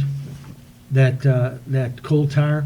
I apologize, I do not remember. Now, I don't either. I mean, because, everybody's got their own, my formula will outlast everybody else's. My stuff's better than yours, but I don't know how much of that's being used anymore, because I think it's being phased out in a lot of places Yeah. for this specific reason. I think we would just like to help it to phase out completely. because the problem comes in is that if it's got to be put down hot, so if a guy's got a truck, he's got to have some type of unit there to heat it. And most of the ones, they come in, they just pour it out. I use an oil base, but I don't think there's any, I don't know.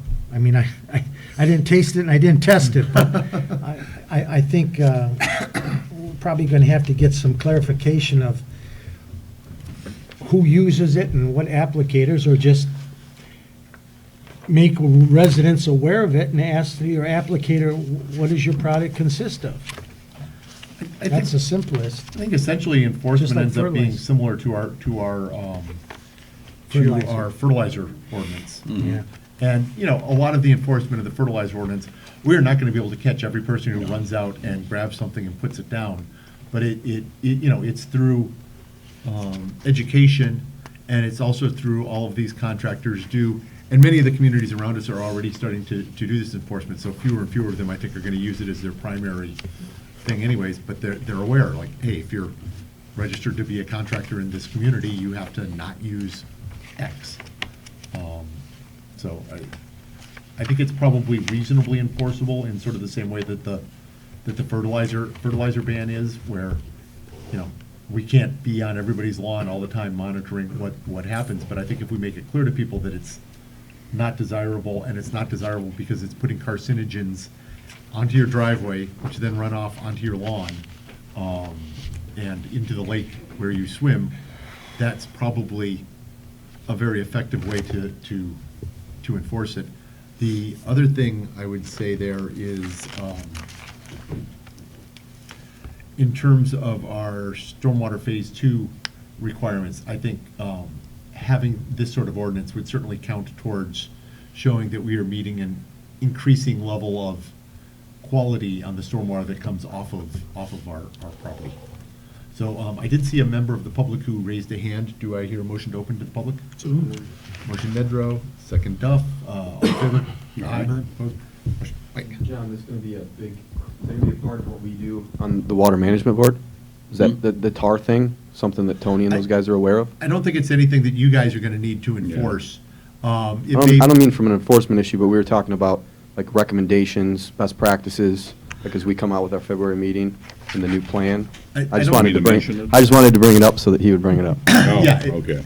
Definitely worth investing, because the reason to do it is to improve your Yeah, stormwater. the water. And as I read through that article, the thing that got my attention first and foremost was seeing that Commerce. South Commerce Lake, which we directly drain into, had the highest level of the PAHs from these things, in all the areas they tested, so. Anybody else from the public? Motion to close? Motion Nedrow, second Duff, all in favor? Aye. Motion carries. Yeah, I think it's something that could go on our spring newsletter, it could go on our website to make people aware of it. And then, if we want to work out some type of ordinance or some information, I'll go from there. But it'd be nice to look, because another couple, 3 months, people start thinking about We'll start that. thinking about that. So could I maybe get a motion to have the attorney come back to us with a proposed ordinance for a, It's gonna be a tough one. Well, do you think we really need an ordinance on this, John? Yeah, I I do. don't know about I think that. we do. Or just a resolution, maybe? In Yeah. Milford Township, they actually had a presentation from the Huron River Watershed Council. It was just, they have a whole ton of information on there about this under their watershed. They have a committee set up just to study this issue, and they have sample ordinances and all kinds of information there too, so. I Yeah, can it was certainly- actually through the Huron River Watershed Council that it first came to my attention, and then I came across the Oakland one. Right. Yep, I can definitely put something together for you. So, we could get that. If we wanted to collect more information, we could certainly have, I'll bet the same presentation they got in Milford to come back to Oh, us. for sure. Definitely. So I was looking for a motion to get an ordinance, but if we want to get a presentation too, I'd be happy to entertain that motion. Yeah, I'm just wondering if, well, we always fight this battle about education into the residents. How do we reach and get them notified about what's going on? And They actually brought to Milford Township mailers for every single resident. They mailed them out with their tax bills. Oh. And they great. brought That'd be a great them idea. for This the is Huron, residents. This is the- Milford Township. Milford Township, Mhm. okay. And the woman who kind of is at the head of that committee for Huron River Watershed lives in Milford, so Okay.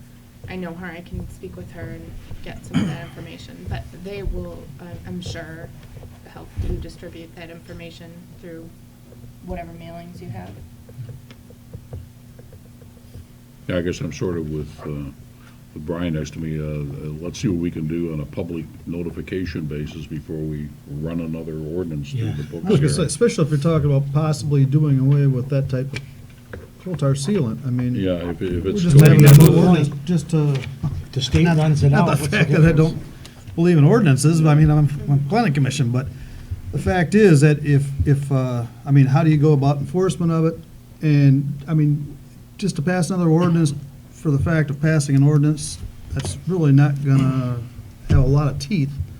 I think we'd be better off going towards the education route and maybe going that. Maybe you can check that way. with your contact over and find out if they have any idea what percentage of this product is coal tar. Oh, And if she it's- does. She has all kinds of statistics. And, Does she? Yeah. Well, maybe- It was a And good, it was a it very did say in the informative article too, presentation. that, in here, that Home Depot and Lowe's, those home centers aren't carrying that They type aren't of product carrying it, anyways. Just So like they're not most of the carrying that homeowners box. aren't gonna probably, Do we want to maybe look at getting an educational presentation back to us at a work session or something, and then, that'll let us come up with an education Yeah, and I strategy? think we can. somewhere where we have Ken available to videotape it. Yep. Yeah, we'll mention it on the upcoming water board meeting next week too, All those- as I think Mike said. All those We'll thousands figure of it residents how to- out there will be able to see it. Because it is going to be a public meeting, we hope. I can offer our regular meetings for recording purposes, or we can do a work session, whatever you prefer.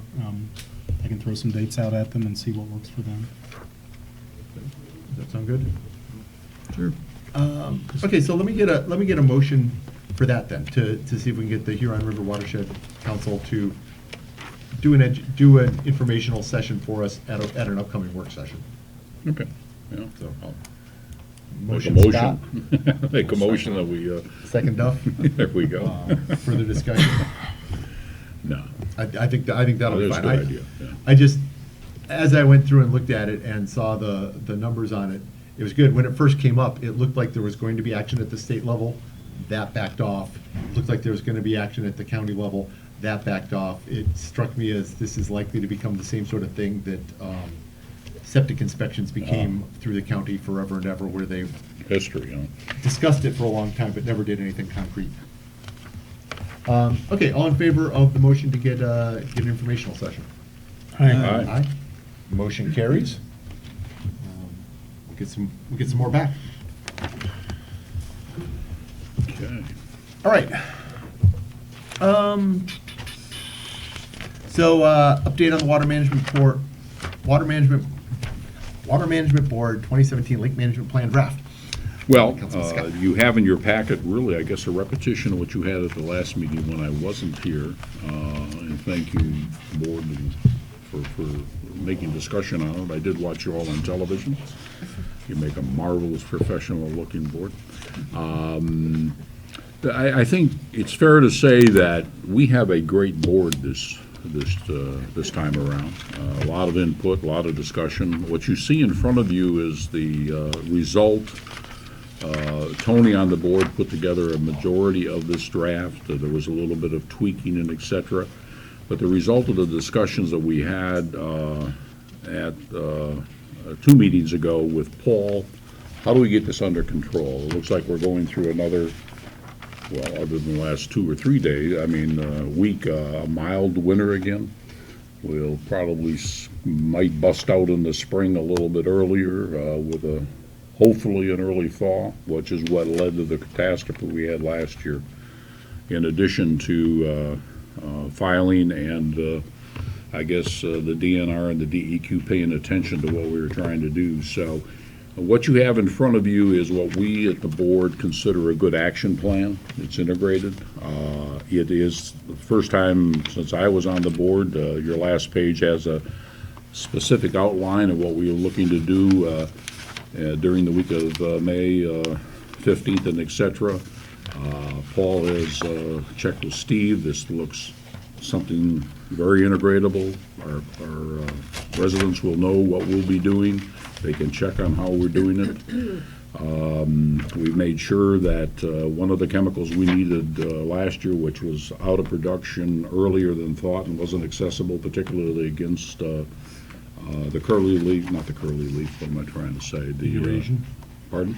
The Eurasian milfoil. No, not the Eurasian milfoil. Wild celery? Wild celery, thank you, the one that we lost control on. We actually, Steve could not get the chemicals, so we were a little bit hamstrung by that. What you will notice is that our 3 main tools, aeration and harvesting and herbicides, we played a little graph down at the bottom. The coloration isn't quite as good as you see, but we're going to bring in that harvester as soon as we can. And again, the concept is use herbicides and use chemicals early on, just like you do in the lawn in a sense. I mean, most of us are used to spreading Scots in the spring and not this Scott, but I mean the normal Scott, and prevent your dandelions and your weeds from coming up. Cut your grass, and then you go into the season and keep your fingers crossed. Tends to be the game plan that we'll do on the lake. Hopefully we're going to be out there as early as we can. Of course, permitting will be applied for. I think we're going after it right in January right now, aren't we? So we hope to have the permit so we're ready to rock and roll, so to speak. Once we get through that, with Jeff and Paul in gear and Steve in gear, we're going to go after harvesting. And as you know, we ran harvesting right in through just about the end of October this year, wasn't it, Nathan? Yeah. The fourth item I know brought some controversy out, and that is one of the things I think the board wanted to do was somehow bring the riparians into the game. So that's why we talked about the possibility of some kind of either lakeside weed pickup or some pickup. I watched council discuss the fact that this has always been available to the residents. They always could take their weeds down. in a normal cycle of pickup. We would still, I think I can speak for the board, still like to have some discussion on that at the public meeting to get some input. And I know that, Nathan, we had discussion on putting out a survey, not only to indicate to people what's going on, but to get a feel of what they might want to do. And that question really came down to, do you want the availability of lakeside weed pickup to be made offered by the village? I think we led into that possible survey by first telling them, well, you do know you can put it down on the street for curbside pickup. But I mean, if you like lakeside pickup, a yes or no, and then B, how much would you pay for it?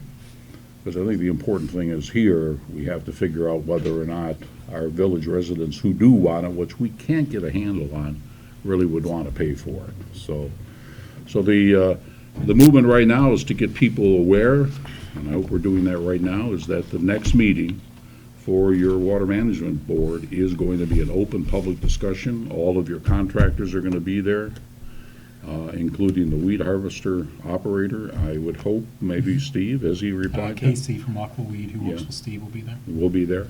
And we can discuss not only the plan, the implementation of the plan, the monitoring of the plan, but also have Casey, if you would, discuss an important point, and that's the toxicity of the chemicals they use. I mean, we have a applicator that has, 28 years worth of experience, so we want him to address a very important question to the public.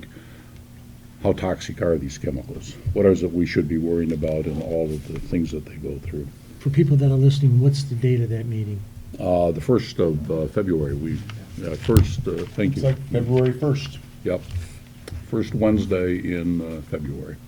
And we'll send emails out about that. We'll put it on our Facebook page. We'll make sure it's well promoted between now and then. And Ken has been notified about possibly recording that as well. So we'll, I was absent at the last meeting. If I could make just a couple quick comments. Sure. The lakeside pickup, I was here for most of the time that it was going on. And when you really think about it, if you take the weeds, either carry them or with a wheelbarrow or something, and you put them up by the road or someplace near the water, in a couple of days they dry out. And they can go in your regular yard waste pickup. That's not a problem to get rid of them. The other problem comes in is that, when do you do it? Do you want to do it on Friday so you don't have the weeds there for the weekend, but then all the weeds that get cut are mostly cut on the weekend, so then you want to have them picked up on Monday because, you know, it's like damned if you do and damned if you don't when you pick the time to do it. And some people say, well, you pick them up on Friday, but the weeds aren't here, you know, they're going to be here Monday. So I don't really see a need for that. I think with the pickup that we have available is more than sufficient. You echo a lot of what we discussed at the board meeting, Ed. It's a tough call. Yeah. When do you pick it up? Why do you pick it up? I was here when we That's what I'm saying, is when and why and how. Well, and really it was, we felt we weren't getting good bang for our buck with that as DPW time. I think it Now- really came out of a few residents who said Yeah. they aren't capable physically of raking and doing anything with their weeds at 2 of our meetings, so. Now, maybe there's a case to be made for, like, you know, a once a year, you know, the weekend before Tiki Night or something like that. Yeah. And then in the aeration thing, there's that, in the middle of the whole paragraph, it says, a high possibility that there will be measurable reduction in the muck. I keep hearing this, but that is far-fetched. Are we in fact going to have our report on what we saw this year at the February meeting? Yes, we will. Actually, if you were looking at your riparian for last month in your book, you'll see that in the riparian, we were one of 2 lakes featured on the new geo mapping that we're doing, and that's only the first year of getting those results. You know, reducing the muck, I think the most interesting part of that particular article was the comparison between 1947 of those 2 lakes, ours being one of those 2 lakes, and the current bottom densities and et cetera, there's very little change. Most of what's gone on, and it's not because of weed cutting and harvesting, most of what we have is uplands that are sitting under the water, and that's a vast majority of our issue. So we're never going to get rid of all of the muck and the sediment, but what we hope to do, and I keep repeating this, is really create turnover in that lake and hopefully make it clearer, less turbidity as time goes on. It's a 5-year project. So yes, Ed, we should see something, and yes, Mr. President, we should see something in February. That's what we were promised. You know me, I'm all about just the facts. I just want to see what it's actually. I think we all do. got it out Yeah, there. I'm the same way. I don't want to defend it. I mean, if we own the equipment, now it's a question that if it's not working, we have to figure out what to do. I mean, it's always resellable. It's always, we can relocate it.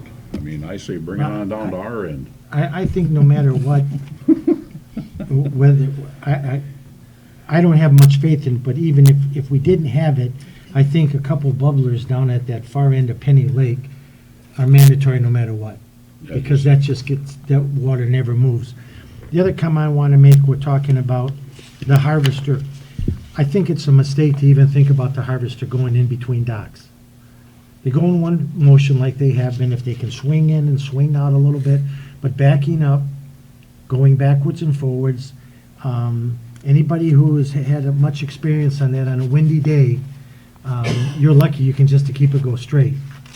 And now you're gonna start banging in the docks, and then when you back up, you bring more silt and muck into the dock. And I think the forward motion is plus it's considerably less gas usage. The other thing, there's another thing is, we need to put either a larger or an extra tank on the harvester. That's mandatory. And the other comment I want to make about getting another operator. I think the operator we have is excellent. I don't know, I think the first key we should look at is how much more time we need for an operator, and is our current operator willing to fill the void? Because if you hire another operator and you spend the money and the time to train them, then the first thing you do is go and tell the guy that's the operator, oh, by the way, we're only going to use you 20 hours a week instead of 30. Or tell the guy that, sit at home and we'll call you when we need you. So I think that really needs to be discussed between the administrator and the operator on what to do. And the other one other quick comment that wasn't on here. I haven't heard anything about those test muck areas. What happened with those? Yeah, actually, Paul was grilled on that. We were pretty hard on Paul on that and a lot of issues. Yeah, we were. On the other side, we gave him a contract for a year going forward because of his response time on everything we've needed. As far as I know, and as far as what he brought us up to date on, the testing on that muck area has been a failure. And he is going to put it in a report as he needs to put it in a report. Is that a fair statement? Mike, you were there? Yeah. He admitted he had not done the reporting on a timely basis, but, to use a chemical muck reducer doesn't look like it worked very well, so. And last of all, I know that at one of the meetings, I had brought it up when we decided that there was going to be some type of performance caveat in his contract. Is there? So, in the agreement that we signed, we stipulated things that were not in the previous agreement about response time, about communication, about working with the board on the plan that they're finalizing. We didn't put a termination clause because we wouldn't feasibly be able to terminate him and then get a new consultant on board midsummer that would be able to do much for us. But it's only a 1-year agreement, so I think the language that we added is helpful. He's aware of it. Obviously, they signed off on it, and I think he knows the expectations are pretty high for this year. So he's got a job for the next year? That's all that's guaranteed at the moment. Okay. All right. I think a lot of us looking forward to that February 1st presentation. We are on the board. All right. Anything else on that item? Hearing none, we will move along. Brings us to our resolution for mute swan management, 2017 to 2021. This is essentially an update of our resolution to participate in the DNR's mute swan pool. Nathan, anything to add? Nope, that's what it is. They allow us to pass a resolution for 5 years at a time. 2016 was the last year, and they've been very helpful for us, so I wanted to get this in place as we start the new year. Do I hear a motion to approve the resolution as presented? So moved. Support. Motion Duff, second Nedrow. Further discussion? I do want to say that I think the program's been very effective. It's very humane. It's in keeping with the way that the nest program is for the geese. And I think we've had far fewer swan incidents on the lake over the last 5 years. And I know from sitting where I do in a place where we used to have a lot of them that I used to watch on a regular basis, I personally see far fewer human swan bad interactions than I used to. All right, roll call vote. Scott? Yes. Nedrow? Yes. Sinkowitz? Yes. McGee? Yes. Duff. Yes. Motion carries. Thank you, council. Discussion of leaf pickup expenses added at the request of Sinkowitz. Well, if you looked at our statement from our accounting firm, we picked up just shy of $200,000 last year in our fund balance. And again, I'm here preaching to give some money back to the residents for the special assessments of the garbage pickup. If we knock $75 off the bill, and I'm using some general figures, at 1,700 residents, it'd be about $125,000, $127,000 that it would cost us. And I think for the amount of years and what we've got here and how we budgeted for things last year to have this increase, I think it would be really a disservice to our residents not to show the appreciation that this council and community has for them keeping the village alive in hard times. And now I think it's time to, I don't want to say reward them, but show that we're thinking about them. And, a lot of people have a lot of special assessments on their, they got a sewer system, they got a line going by their house and other things like that. And I don't think that this is going to jeopardize any of our future plans for the community to take $75 off of their yearly fee for garbage pickup. So Ed, just a question. I had thought that what you were proposing was that we remove the leaf pickup costs, which they're more Well, around the line. They're more along the lines of $15. It was something that I was looking at, but Perhaps. I don't think that's enough. I think with what we have and what, being on the finance committee, all the things we talked about doing and parks and all this kind of stuff, that's great. But here's an opportunity where we're not going into the budget. We're not going to affect any of the things that we have going on.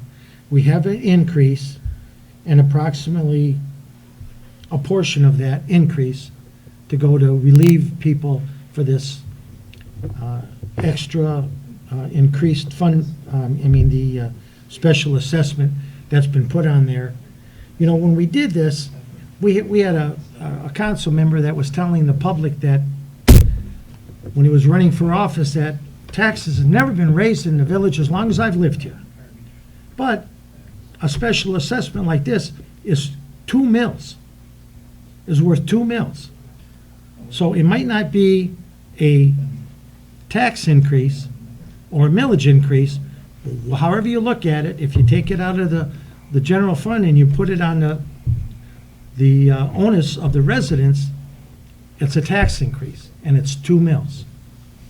So Ed, without getting into the details of that discussion, what I will say is, as I looked at our audit where we are, I think it's time to at least look at the leaf pickup portion of that, which we've discussed before. I think we do have a lot.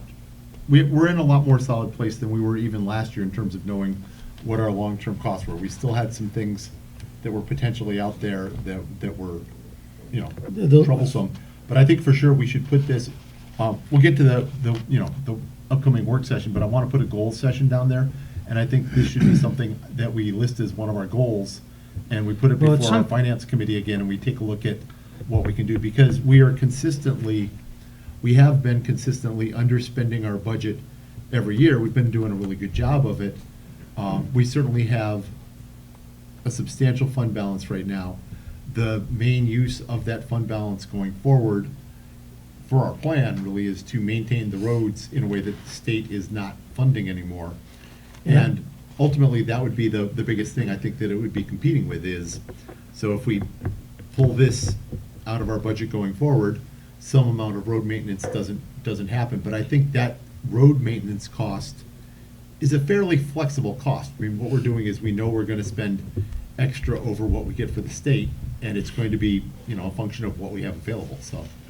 I'm in favor of taking a look at it, too. The only thing is I want to do something because the last couple of years I brought this up, I was told one time, oh, you know what? We already got the statements typed and they're printed and they're ready to go out, so we can't do anything. I think I would like to see this for this year, For our taxes this year, You coming mean for the up. upcoming tax bill? upcoming up tax bill. Can I just ask the council, and Ed, you were on the finance committee, and maybe Mike can chime in on this. We did put a 5-year plan, a spreadsheet down, and when we looked at that 5-year plan and the road issues that were in front of us, I guess I sort of worked on that spreadsheet, and then Mike and I tweaked it, and then Mike put his input in, as did Nathan. We really took our fund balances down from the 2.4 to 4.5 million to just over $1.2 million. If we're going to implement the road repairs and replacements that we're dealing with, I think that's somewhat of the number that we're dealing with. And part of the discussion there was, well, what amount of balance do we need? Is $1 million good? Is 800,000 good? In 5 years, or, I mean, is this peak cycle in real estate gonna blow up? Is, you know, who knows what's going on out there? So I agree with you, Ed. Somewhere out the track, we have to realize we're a maturing community, and, you know, some of these things should be accomplished, and then whatever we can forecast out into the future, we should do something to help the residents. Maybe it's the more likely way, I would say, it's not going to gain a lot of favor, is we need to do a mill rate reduction. I mean, to go out and picket things seems to me be a little bit less than a genuine way of running the way we run our village. However, I wonder if what you're saying, Mr. President, isn't the most responsible thing to do. Let's dig deep and figure out, and what we're talking about on leaf pickup is not going to affect that road maintenance program that much. Well, But I think- It's essentially a deeper. rounding error in the road Yeah, maintenance program. yeah, it's a rounding error. Michael, excuse me, when I talked to you, did you say approximately $25,000 with DPW and everything goes into the leaf pickup? Yeah, when I make up the rate, we have a Okay. special charge from Republic for the tonnage, the disposal cost and so forth. I also factor in the DPW time when Yeah. those 2 weeks in November. I mean, Fully burdened I and think, equipment. thank you. To me, $25,000 out of this whole budget, Well, that's true. it's something, but it's really an insult. It's only gonna go down a few bucks. I mean, I can't see why, if not 70, at least $50, but make it substantial, so when the people come, because it's only gonna go up every year. So when the people get their tax and they go, oh, look, garbage rates came down a whole bunch, and we'll have a statement in of what's doing it, and hopefully, before too long, that'll be gone. But I just think it's, to me, it seems, I don't want to use the word, no, I'm not going to even say it, but it seems wrong to put a special assessment on something that for 25, 30 years came out of your taxes, and now we're reaping the harvest. And as far as the parking lot in here goes, that should be the last thing paved. I think the roads are more important than the parking lot. because the parking lot still has some questions. And I think the residents have suffered with some of these bad roads like Laguna and the other thing. And what we have here is a few visitors to come in. I know it'll make it all look real nice and pretty out here, but I think the parking lot in this village should be the last thing, or at least that we know that we're all done with the DNR and all that. But I can't, I mean, the leaf pickup for $25,000 out of that extra almost 200 that we can't come up with, and then next year you're gonna have a 3% raise. I don't know. If we want to meet with the finance committee, but we were not expecting to see this kind of a increase. Now that we got it, let's take advantage of it and show our residents for all these years that they've been paying out of pocket for garbage pickup, which they didn't prior to, that we're gonna start giving it back to you. So, let me see if I understand what you're saying, Ed, so for this year, we've gone through the year, we were expecting to essentially be flat or a little bit down on fund balance. We ended up actually substantially up. Yes. We would be doing a one-year refund or 1 year reduction in the trash rate to say, okay, the trash rate this year, we're refunding $100 of it or $50 of it or whatever number we come back with. And then it bumps back up next year. No. Unless we're able to. No. So you're proposing a permanent reduction in the Permanent, trash? until that thing is either gone, or we start spending less, or whatever, but do you not agree that in reality is a millage raise? When you have a special assessment and you're collecting the money from the people. So Ed, I don't agree that it's a millage raise. I agree that it's a tax. It is definitely a tax. And it's 2 mills. I don't agree that it's a millage raise, though, because the trash is distributed equally to every household. A millage is distributed based on property value, and it's a very different proposition. Yep. We had, and we went through the discussion at length at the time that we did it. There were a lot of different options. I was actually in favor of doing it as a millage at the time, but by far a majority of council preferred to do it as a trash. It's a fee, it's a service the village offers. We offer it to the residents because we can offer it at a much lower price than private trash fee would be, and we've made it a straight pass-through. Yes, that is there, and it's worth also mentioning that the reason we had to increase, we made many reductions in our budget. We reduced the size of the police department, we reduced the size of the DPW, we held off on a lot of capital projects, we reduced the size of the office staff. We made all those reductions, and we also did an increase at the same time. The reasons we were forced to do that were twofold. The state greatly reduced the amount of state shared revenue that we receive. That still applies, and our property values greatly dropped, and the rate at which they increase is capped, so that still applies. I mean, we had to implement that because we were in a new financial situation that we were not in for the 25 years before that.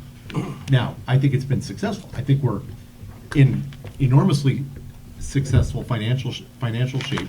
I think we've proven that we're good stewards of the money.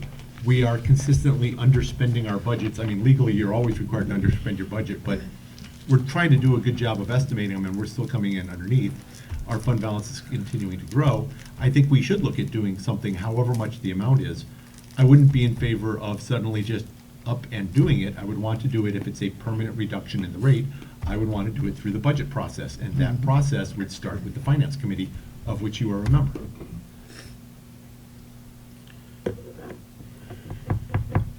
I mean, I just don't want to, after the now 11 years that I've been on this council, bang the table for planning, making our financial plans, making long-term financial plans, looking at what we're doing, getting out of the horrific financial situation we were in when I came on this council, having gotten to where we are now. The way we got to where we were was by doing knee-jerk year to year. We're going to cut this, we're going to have this, we're just going to keep spending. Maybe the economy will turn around next year. We got to where we are by doing long-term planning, and I want to continue that. And the way we do that planning, if we're going to do a permanent reduction in the trash rate, which I think is possible, and I thought it was possible going into last year, the road numbers came in much worse than I expected, so we backed off of it. I think still looking at what we were able to accomplish this year, it probably is possible but we need to look at it in terms of the overall budget and the long-term budget. But a lot of our financial, and I don't see a financial problem, but we have a tendency in this village to overspend.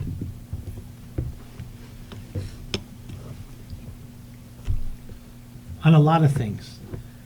The parks, you know, I mean, it's just all this and all this, but the bottom line is, am I the only one here in this, there's only 4 of us here today, that feel that the residents deserve to get some of this additional money back, this additional I think you're the only assessment? one who thinks that that should happen without proper planning.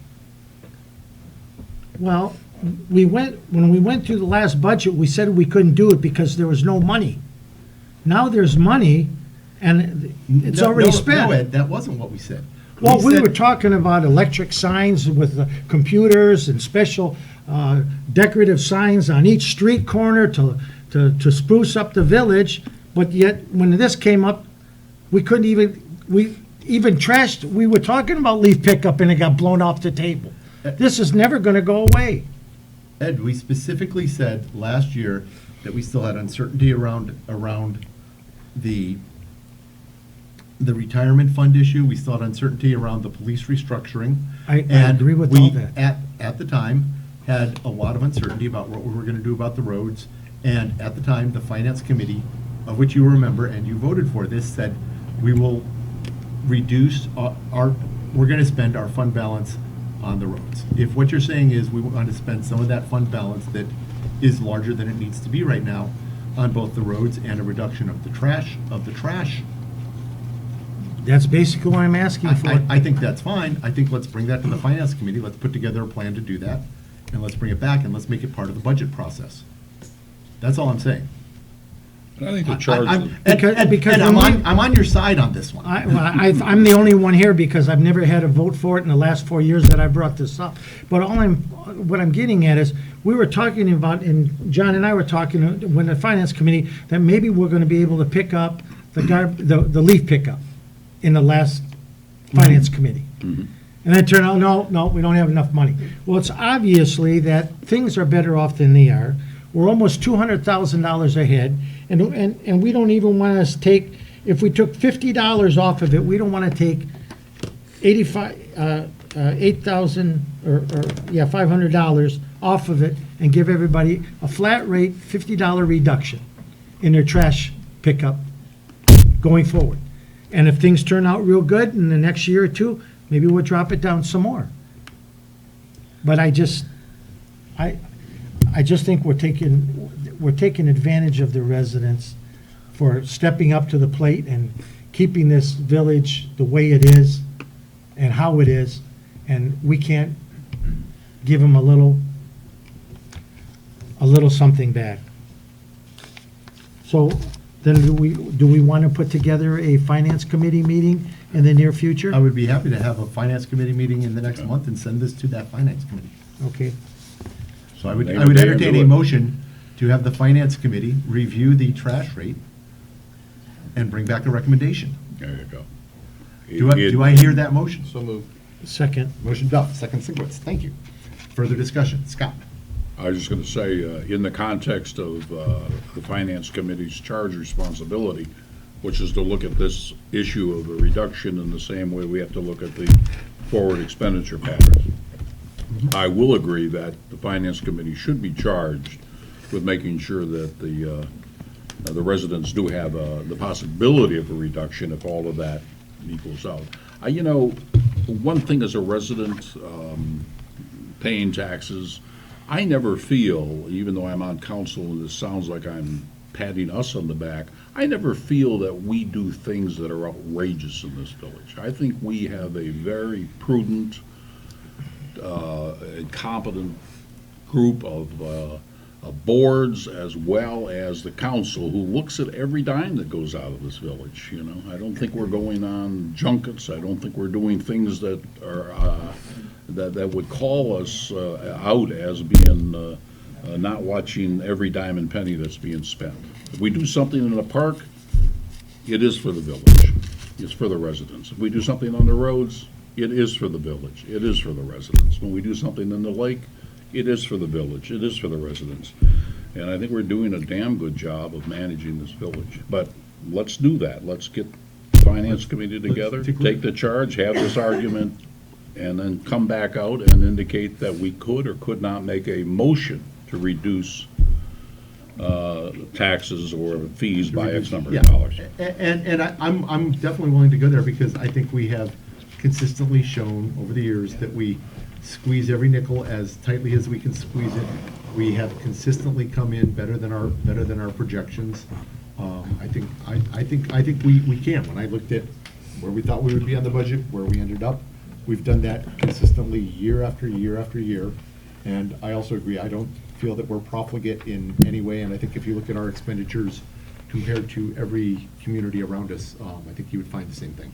Oh, yeah. Okay, then we'll put a meeting together, and just to end this, I too am very proud of the councils that I've sat on for over the years. When I see some of the financial burdens that some of our communities have currently and in the future, there is. And that's not the point I'm trying to make. It's there, let's give it, some of it back. Right, and I think we're all in agreement, we'd like to take a really good look at and figure out what to do. Okay, any further discussion of that motion? All in favor? Aye. Opposed? Motion carries. We'll get a recommendation from the Finance Committee. All right, that brings us just about to 9 o'clock, and actually it brings us at second call to the public on the agenda also. So, opportunity for residents to talk about any and all village. Actually, Linda, I'm going to go behind you to our first person who wanted to talk there. Name, address, and I believe we have gas and another item. Thank you. Deborah Melvin, 25 Payne Court, Wolverine Lake, on a canal, which the harvester does not come down at all, but that's beside the point. Anyways, on the 2nd of January, we smelled gas outside. So they came with the meter, they went up and down the streets, they couldn't believe the amount of gas leakage that was outside on the streets. He went to all of our homes, and even from when they took them from the basement and put them on the outside of the home, the gas was also leaking from the house, from the valves. The valves needed to be tightened. So what ended up happening, at the end of my block, at the end of my street, is there was a huge 2 gas line breaks, okay? So they came out, they were underneath the trees, you could not see the gentleman, how they were taking, excuse me, I'm not sure if this is in point of interest. But they were going through and they found it, on both sides, but back then, all the wiring, whatever Consumers does, was underneath the street. So we only have 5 homes on our street, but we have beach house apartments across the street from us. And so then what they ended up having to do is they found the leakage on my next door neighbor and the neighbors over, which I'm sorry that they were not here today, because when they went to go down and to drill a hole for the Consumers gas, what they found is underneath the street, so that pipe, like it's that big round pipe, that like is the water thing, is half cut open and it's spewing out like Niagara Falls.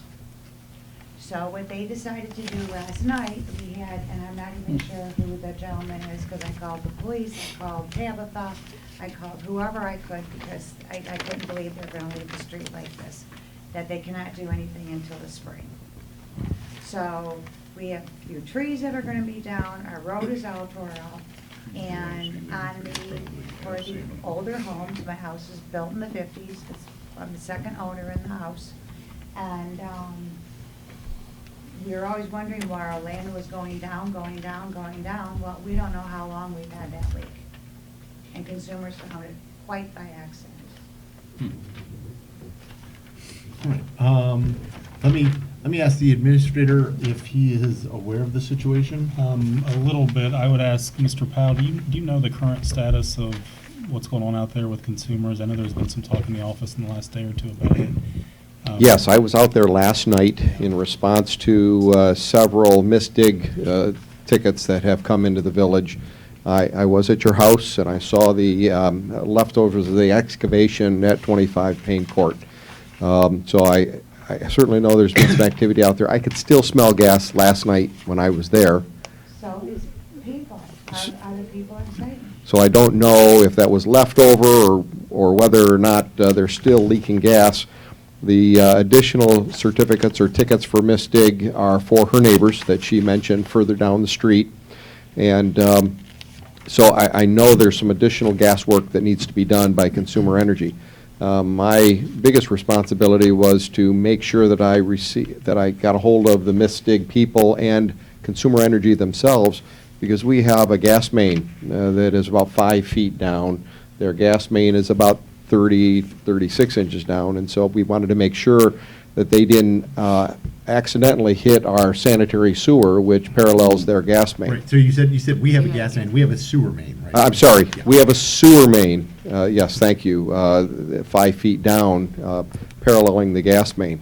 So we have called Consumer Energy, not DTE, no, Consumer Energy, and we have emailed them to just notify them that we have a problem there.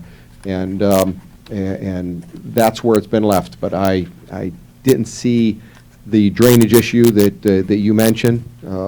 So that's an issue that I didn't know about last night when I was out there. Otherwise, I would have checked on that as well. Yeah.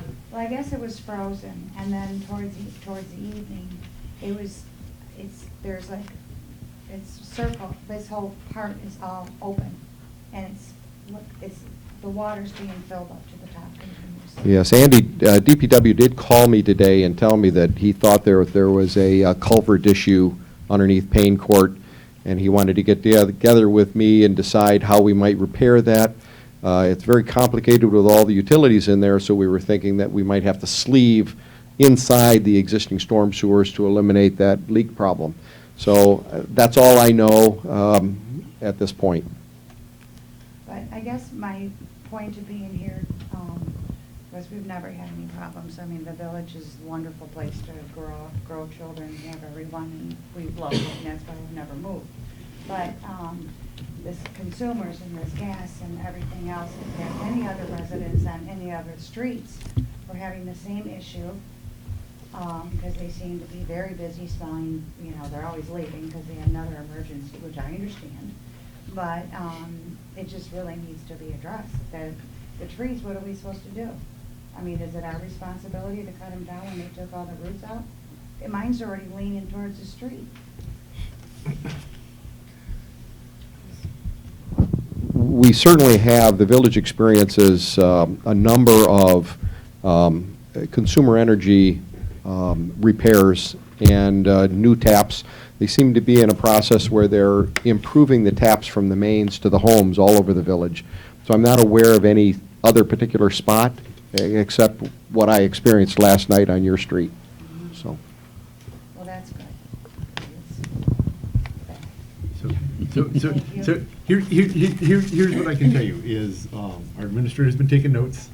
Our engineer knows about it. Been working with our DPW. We'll see everything that's out there. I honestly don't know exactly the responsibilities on remediation if Consumer Energy's digs in your lawn, because at that point they're kind of private utility on private Well, what they property. ended up telling us was that we had 7 days if we wanted to fix it ourselves. Or you can call in April, but that doesn't mean that they might not be able to come out and fix repairs until September because they've had so many and they're going to be busy. Well, that's really not acceptable. I'd like to ask you one question. You had mentioned currently, today, because last night there was a lot going on, and do you still smell gas today? A lady came over today and she said there's still a hint of gas in the air. And she says when you walk to a certain point, you can still smell it. But the gentleman who was at our house forever and ever, he said all the gas lines are underneath they're going to try to do, I don't know, yes, you can still smell gas. Yeah, because that would be my only concern, that if there was a gas leak, and because of all this disruption, possibly could get it into the home, and, Well, all it you would know. take is a spark from a furnace or a hot water heater. Well, unfortunately, I'm a smoker, so I could have blown the whole damn neighborhood. And then, Well, then insurance would have covered it, huh? Yeah. but, I Please don't mean, blow up the it's like, neighborhood. You know, I was just. Good excuse to stop smoking. Well, I know, but it freaked me out. It was just. No, I don't blame you. I mean, if you smell gas, that's Right. an uncomfortable feeling. Yeah, and then, and then we're worried now, with the sinkhole situation and everything, is like both Bob's trees and my trees leaning this way, so they're going to go not on any wires, but, I mean, it's still, I just wanted to make sure that the Unfortunately, I've had village some knew. experience with utility companies. Okay. And all I can tell you is that as far as remediation, I don't know who's responsible. But if you think, or your neighbors think they still smell gas, you call them right back up. Yeah. Okay. Because right now, they think it's all done and good and everything's happy. And whether, the most important thing is to get whatever the leak is fixed, so you don't have gas in the area or getting into your home, or you get a bill for $3,000 because it's been leaking into the Right, well, neighborhood. what I thought was unusual is when they did move it from downstairs outside, I don't know how on our 3 houses, that the valves needed tightening. You're talking on the regulators or the meters? The meter. ones that they put on your house. Yeah, the meters. And that's And a what line he comes said. up to the meter, and then from the meter, it goes into the house. Correct, but he, when he was going around with that stick, he said, A sniffer. he said, your valves need tightening. The next person's valves need tightening. The next person, like 3 houses in a row needed tightening. Then they should be looking for shouldn't they be tightening them every so often? They should have been tightened in the first place. It makes me wonder if they were installed incorrectly. Yeah, there's We a, have the same thing at our house, actually. there's a big, like, square thing that, in case of a fire or an emergency outside, they just turn, that cockpit. Yeah. That used to be, never mind. But anyway, turn that, and that shuts the gas off to your house. But if the couplings on there are loose, I don't know how that happened.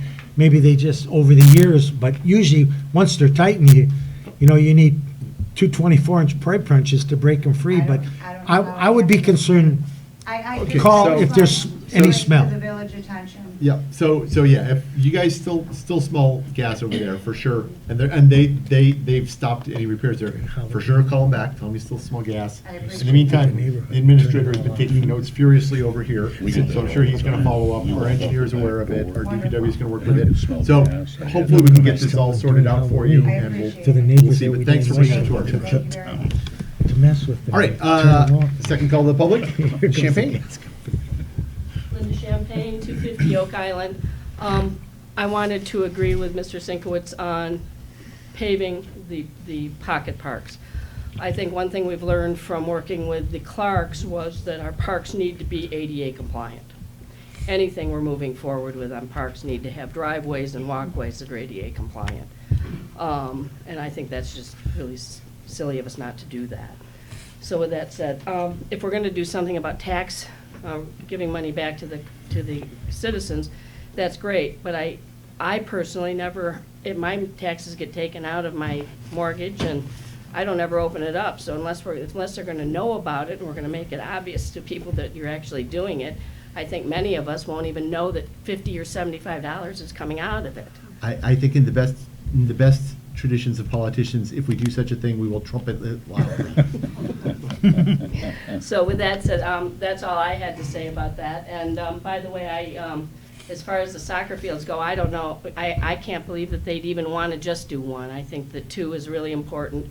And I fully support, as a Parks and Recs person from Commerce, and here, I think that it's a great addition to our park system and over needed. And I don't think we can put enough money into our parks right now. I think it's just a huge thing for the Village of Wolverine Lake to be doing what we're doing with parks, so the kids have access, so the people have access. It's just, you can't do better marketing than that, so. All right, thank you. Anybody else second call to the public? Seeing none, I will close the second call. Brings us to item N, request from the administrator to attend the 2017 Michigan Municipal Executives Winter Institute. Yes, this is a junket to Kalamazoo. Please don't use the word junket. It was a joke. It was a joke with An Mr. Scott's educational comment earlier. opportunity is what this is, yes. Yeah, I requested. Yes, to fabulous Kalamazoo yeah. in January. In February, right? Party town. Yeah. Hey, Western Michigan, almost. I'm a member of the MME, and there's been a lot of encouragement to attend these conferences. They hold a winter event and a summer event. The last event in the summer, I didn't feel had a lot of topics that were relevant to our village, but this one has a pretty good agenda that I think would be helpful. It would be a 2-night, 3-day conference. Because I'd be a first-time attendee, they waive most of the registration, so the $325 is really the hotel and the small bit of registration that I would need to pay. So I included the agenda for your review. Would like to attend. I think it'd be helpful for me as a new manager and helpful for the village, and that's it. Do I hear a motion? So moved. Motion Duff. Second. Second Scott to send the administrator to the, let me get it back. Sorry, I jumped forward. The MME Executive Winter Institute, February 1st to February 3rd at a cost of $325. Further discussion? That'll start the first, so you won't be at the Waterburn meeting. And that's the one problem with it, So you can watch it live. but I'm going to watch it live from my hotel. And I'm in regular communication Yeah. with the water board, so. I might not be there either, I'm looking at my calendar. Yes, he suddenly decided to be out of town for that meeting. Yeah. All right, let's get a roll call vote. I love those meetings, actually. Scott? Yes. Medro? Yes. Singlewood? Yes. McGee? Yes. Duff? Yes. All right. Speaking of training, we have a couple of training recommendations from Police Chief Ellsworth. Again, this goes back to our original idea of restructuring and being able to promote from within. Officers List and Morosco have asked to attend the Applied Leadership Principles course in Northville on February 2nd at a cost of $280. It's well within our budgeted funds. And we have a second request to attend one also on the 1st of February. It's it says Bulletproof Mind, but what that is it basically the psychological effects of policing, and it's going to be a very valuable training, especially for one day. It's put on by Lieutenant Colonel Grossman. I don't know if you're familiar with him. He is a world-renowned soldier as well. He's a retired Army, and he is a very great speaker, very inspirational, and talks about the psychological and social aspects of officers being involved in violent acts of violence, and how the body and mind respond, and how leaders can assist their officers in through this. So I've been through it. I think it'd be very valuable to them as they're going forward.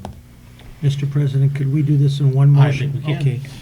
Then I'll make a motion based on the information provided by our police chief to send Officer List and Morosco to the officers training course, Applied Leadership, and also to the Bulletproof or Mind training course. All right, motion Sinkowitz, do I hear a second? Second. Second Nedrow. Cost for those at $480. Further discussion? Roll call vote. Scott? Yes. Medro? Yes. Singlewood? Yes. McGee? Yes. Duff? Yes. All right, thank you, and glad to see them both continuing to take advantage of the opportunity. All right, set topics for, it is, by the way, the January 25th work session, not the 28th. It would be Wednesday, the 25th. I would like us to hold a goal-setting session. We've generally done that, the January session, after a after an election, I think it would be a good idea. I think we've certainly discussed a couple of topics today that would be very good to put on there, and I'd like us to go through that goal-setting process again, look at the variety of things we might have on our agenda for the next couple of years, and make some priorities and make some decisions. I think it's been really effective for us in terms of leading into the budget process and in terms of getting things done.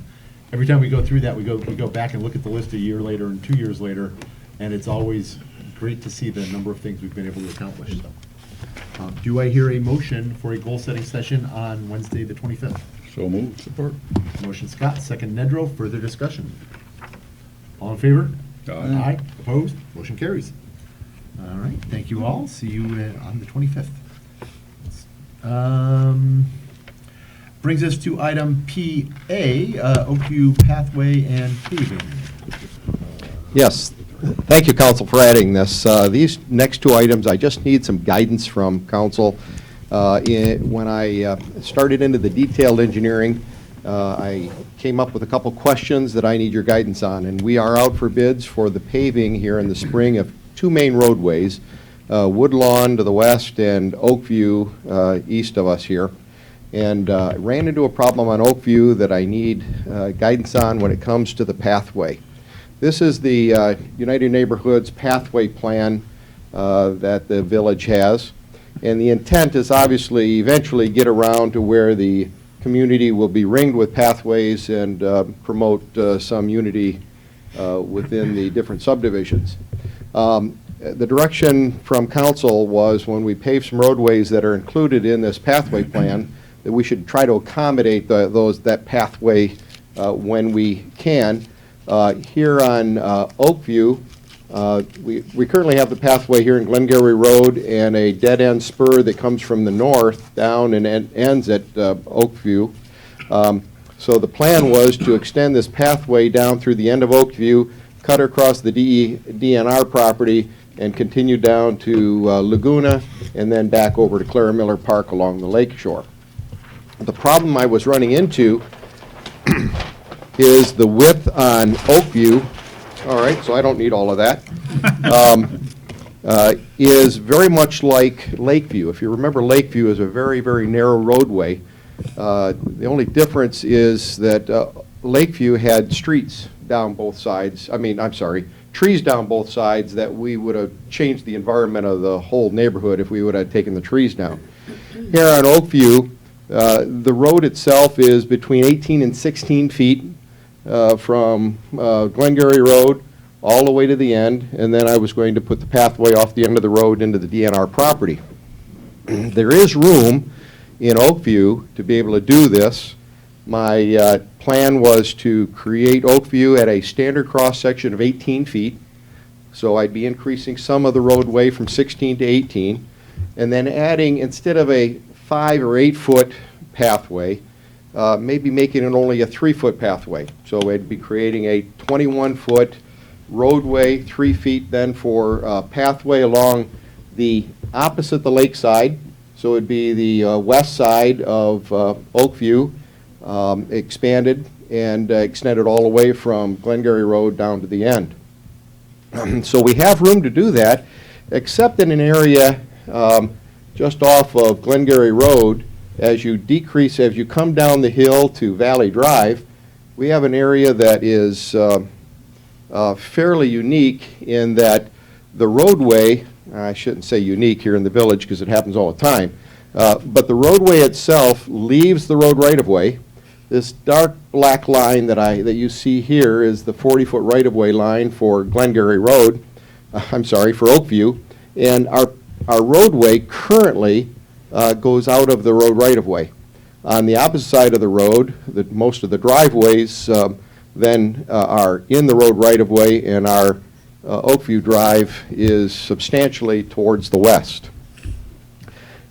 I initially started saying, well, why don't we just bring this road back into alignment? We can even leave the road where it's at, but let's widen it towards the east side. But right in that location, it's really only 16 feet wide there, and we have some substantial landscaping on the opposite side, on the east side of the road in that location. So I have a little bit of a dilemma. If we widen it there for the pathway, we have to get into removing some landscaping, extending some landscaping back, as well as a power pole, and we would be losing a tree in the road right-of-way, but somebody's going to think it's their tree there next to their house.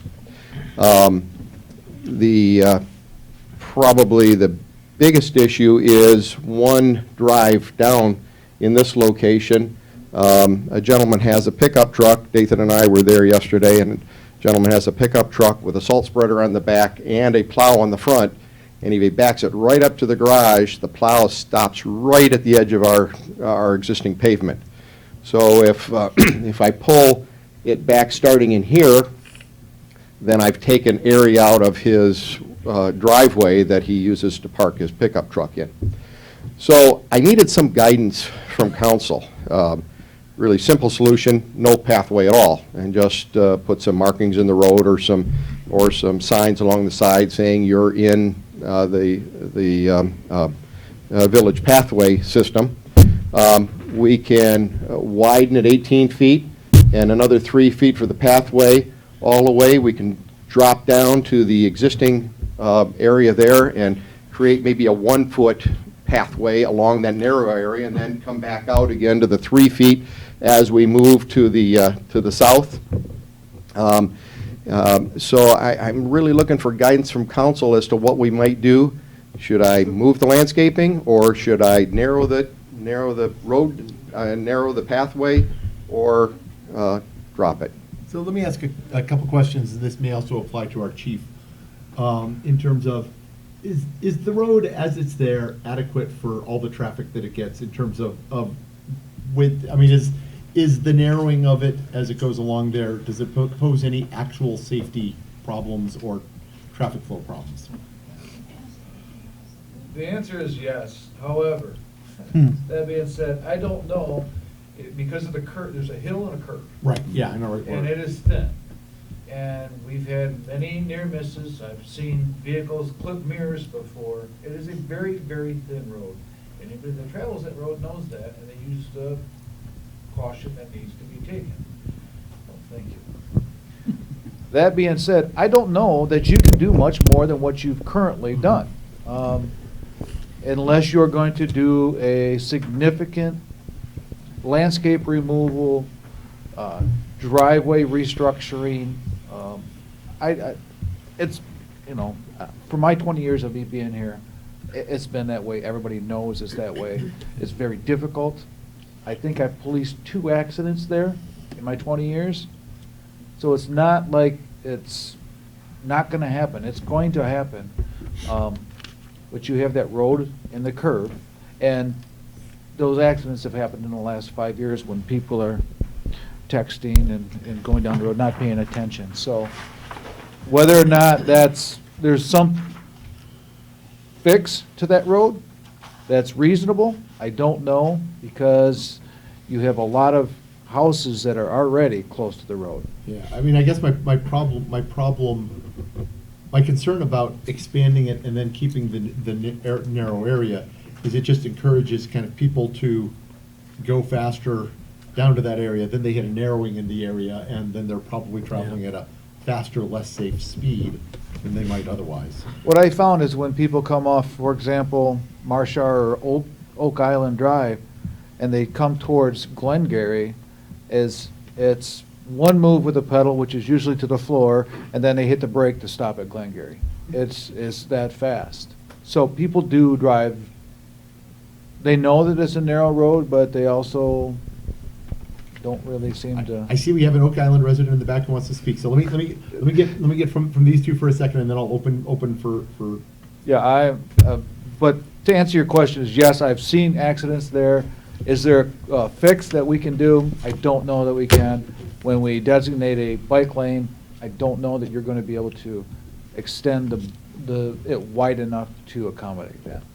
So does that match sort of your experience of where where the roadway and where the houses are right now? Yes, this is a larger view of that same area. You see the 4 houses in question, the existing road off out of the right-of-way. And so the existing pavement is 18 feet from the face of a retaining wall to the edge of the existing pavement. And the west side of the road, it's a hill coming down. And so it's a very tight, defined area. This large retaining wall right here had to be taken down. That's where we have a sanitary sewer tap for this home, and he just rebuilt the end of this a number of years ago. But we would have to remove these things back in order to straighten that road out and get some little bit more pavement for the actual roadway.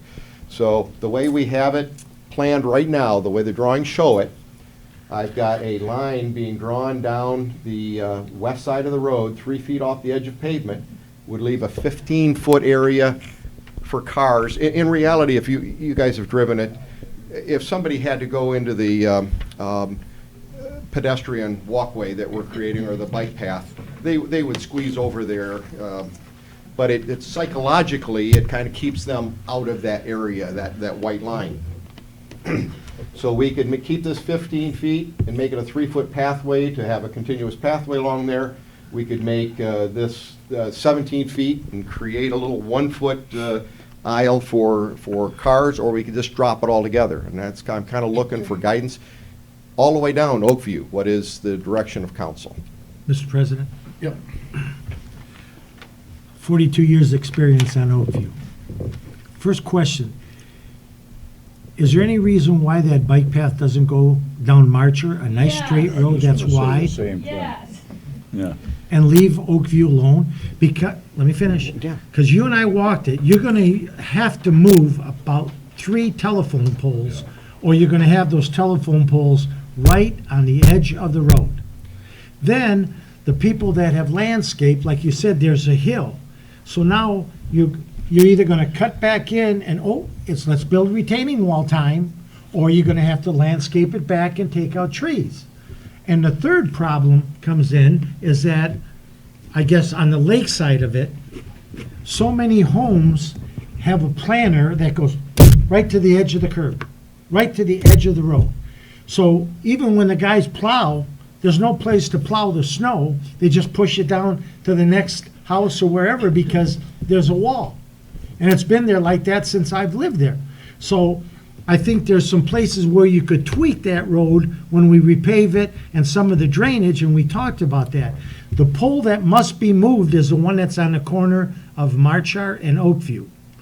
Because it's so close to the road, anytime anything that, even a school bus, or anything that's got, right at the easement there, it's on the opposite side of the easement, anything that's got more than 4 wheels on it, when they turn that corner, it's so sharp, the back wheels don't turn, they just scrape. And I think the DPW repairs that every 2 years. They put more patch down there. So that corner has to be rounded out a little bit. And unfortunately, probably that neighbor's gonna lose one of his maple trees.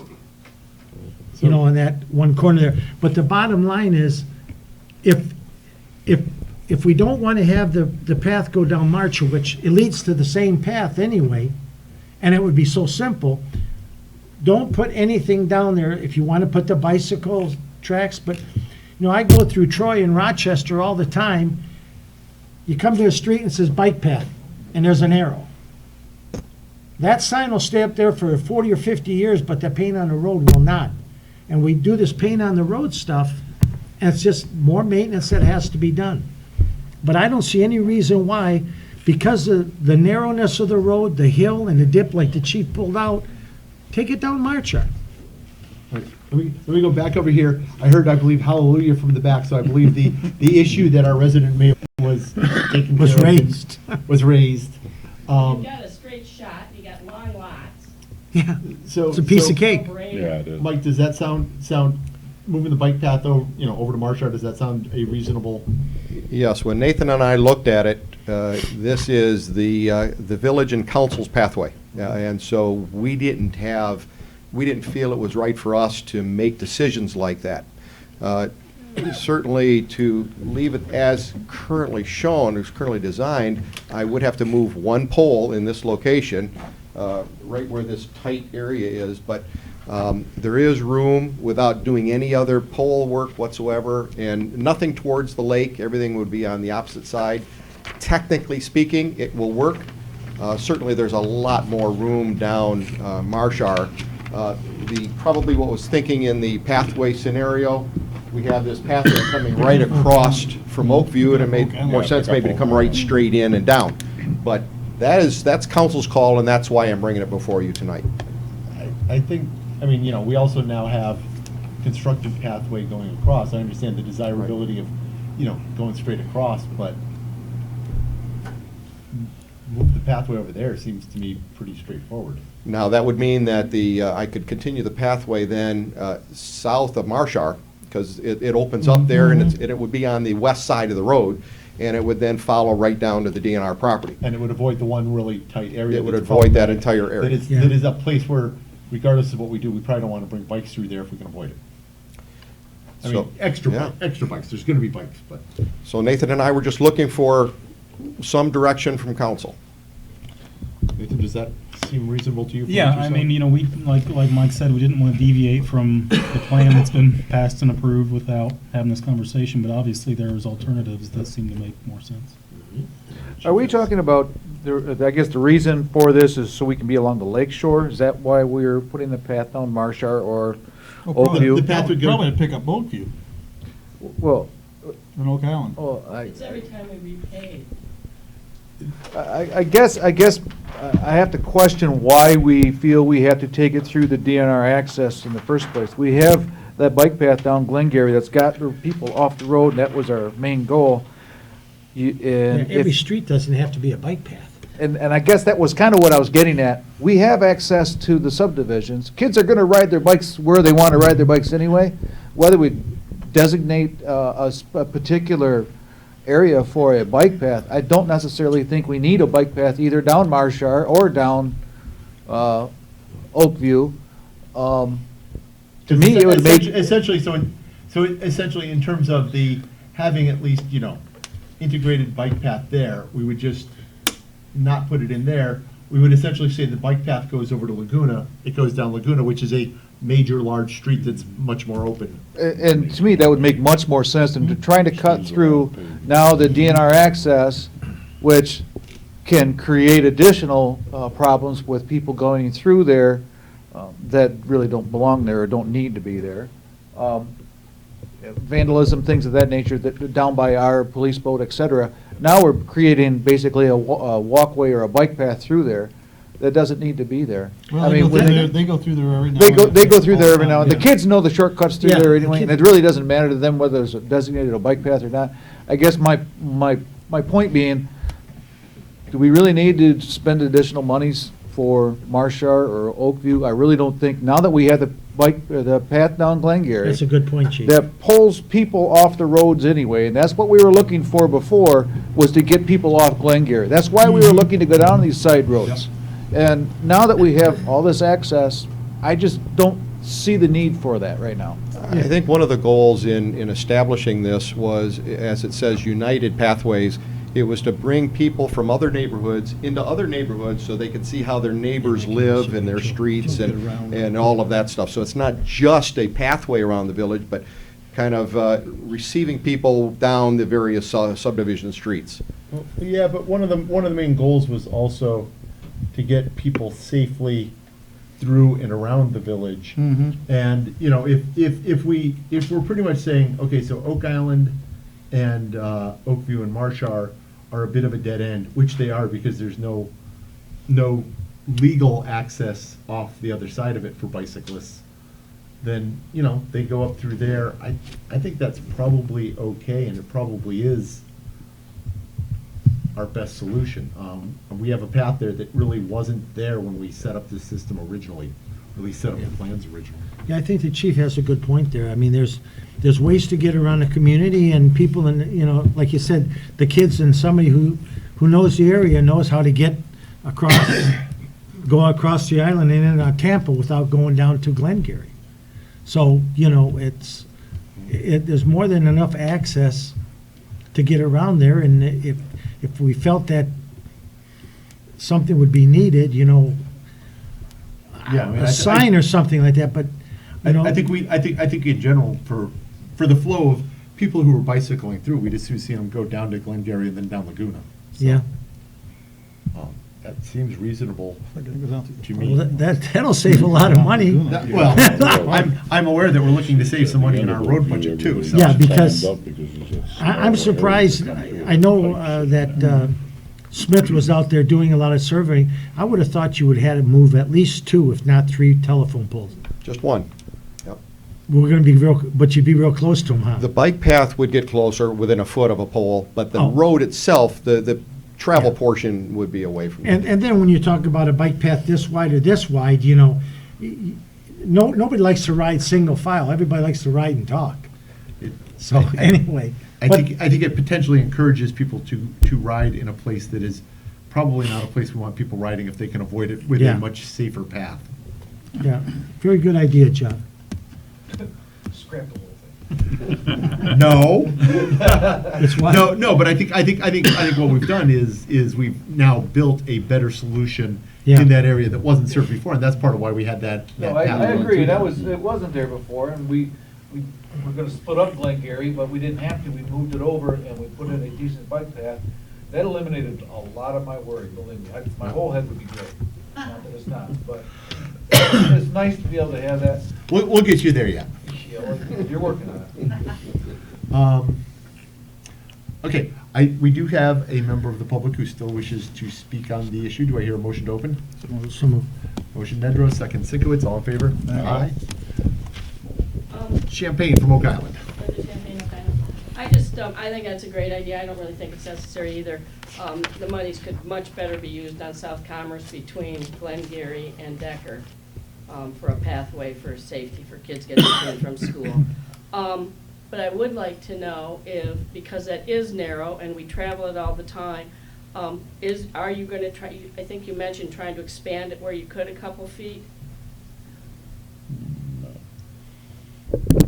Right now, there's not room to expand it at all. All I'm doing is replacing the pavement that's there. I will be expanding it at a couple drainage areas, at Valley and down at Marshar. I'll be expanding it to be able to take care of some drainage. But otherwise, I'm just replacing it where the edge of the road is at right now. I might go to 18 feet instead of 16, because 16 feet is very wide and doesn't allow 2 cars to do a decent passing, except in that one bottleneck area, because that requires a great deal of additional work to move that landscaping and those walls back. Is when you're approaching from Oak Island up to Glengarry, and there's that little curve, that to me is the most dangerous point of exit and egress, and if it could be expanded up there, because what happens is, like you said, you got 2 SUVs coming, especially in the wintertime when there's snow. You know, it is, I'm glad not to see a sidewalk going there of any kind, because I think people would end up driving on that as well, because it's so narrow. I would say weekly. You know, oh, I'm Wait, sorry, we gotta Let me close. get a motion to close to the public? So moved. Motion Nedrow, second Sikowitz, all in favor? Aye. Opposed, motion carries. Mike? That's actually the area we're talking about, so I would not be expanding that area. We'd be narrowing down to, it's 18 feet, but with the retaining wall on the hill there, psychologically, it feels like you're really narrowing down more than what it is. And then I'd be expanding out after after that area. You've been creative with us over the years. So we don't put a bike path down there, we got Glengarry, that issue's taken care of.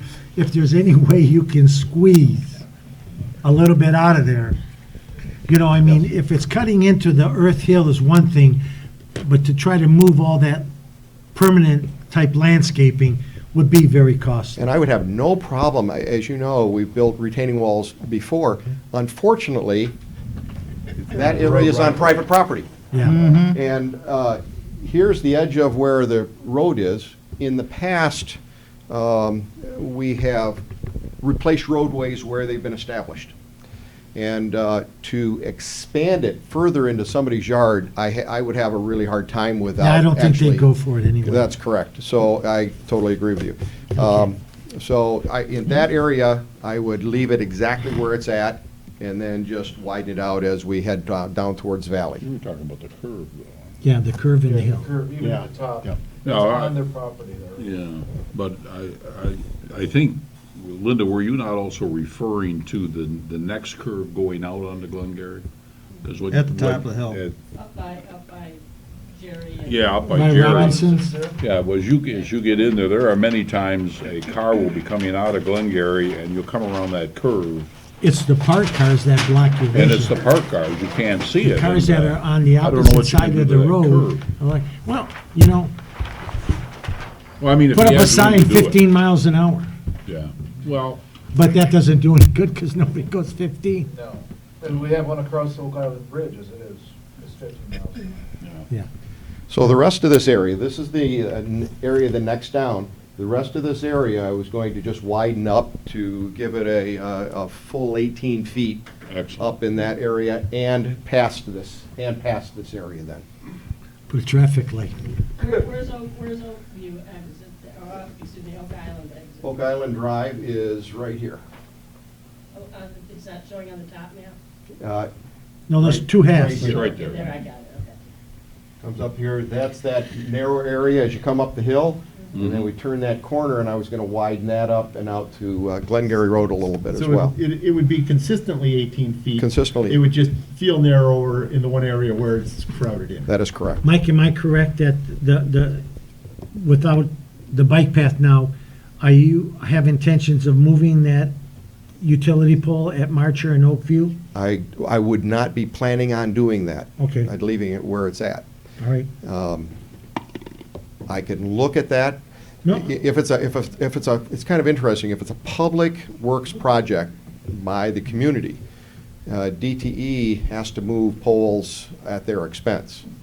It's a fairly big pole, and I'd have to look at the right-of-way, but I could check on that and see Yeah. what could be done. Yeah, if it could be done, you know, economically, because like I said, you know, that, That's a bad one. yeah, Yes. it's so close. I mean, even the school buses brush it. Yeah. I will take a look at that. Thank you. All right, sounds like you've gotten the. I do. What you need here. Do we need a motion, or are we okay? I think maybe a motion would be a good idea, because we have talked about moving things around a little bit. Do I hear a motion to ask the engineer to proceed with design on the Oakview paving as discussed? I'll make that, okay. Motion Duff, second Sikowitz. And when you talk about as discussed, about no Right, bike path. with no bike path. And let's put that in the motion, with no Okay. bike path as discussed. All right. Any further discussion? All in favor? Aye. Opposed? Motion carries. As a side point, council may want to take a look at modifying the United Pathway Plan in a separate work session or something like that as well. Yeah, it's probably a good time to update that document in a lot of ways. I mean, there are places where we put things in now that don't match the original plan. Though it was a very good guide for us. Okay, item PB, Village Hall parking lot. Use your guidance. It was mentioned by Councilman Sikowitz regarding the village parking lot. This is going out for bids the same time. This doesn't mean that we can't pull it back, but it'll give you some idea what the cost is to repave the entire parking lot. And between the DPW and myself, we're also proposing to put some drainage improvements in. As you know, in the spring or certain times, there's a lake that develops over top of two dry wells that really don't function very well anymore. And also, all the water from the building, the parking, comes down a swale down the east side of the parking area and adds flow down into the intersection of Marshar and Glengarry Road. That's probably our biggest flooding area in this region. My proposal is to put 3 dry wells in here and potentially put a curb all the way along that side of the parking lot. And I'm taking an ad alternate for bumper blocks along there as well, so we know what the cost is for that curbing. But while I'm doing this, there are 16 parking spaces currently along this side of, 16 or 18, I can't remember, along this side, the east side of the drive. I proposed, you can see the dark area here, I proposed adding, I believe, 14 additional parking spaces south of where the last one is on that side of the drive. It kind of makes some sense to give the village a little more parking, but that is going to add cost to the project if we do that, and I wanted to make sure that I was thinking in the right direction for expanding that parking in the parking lot.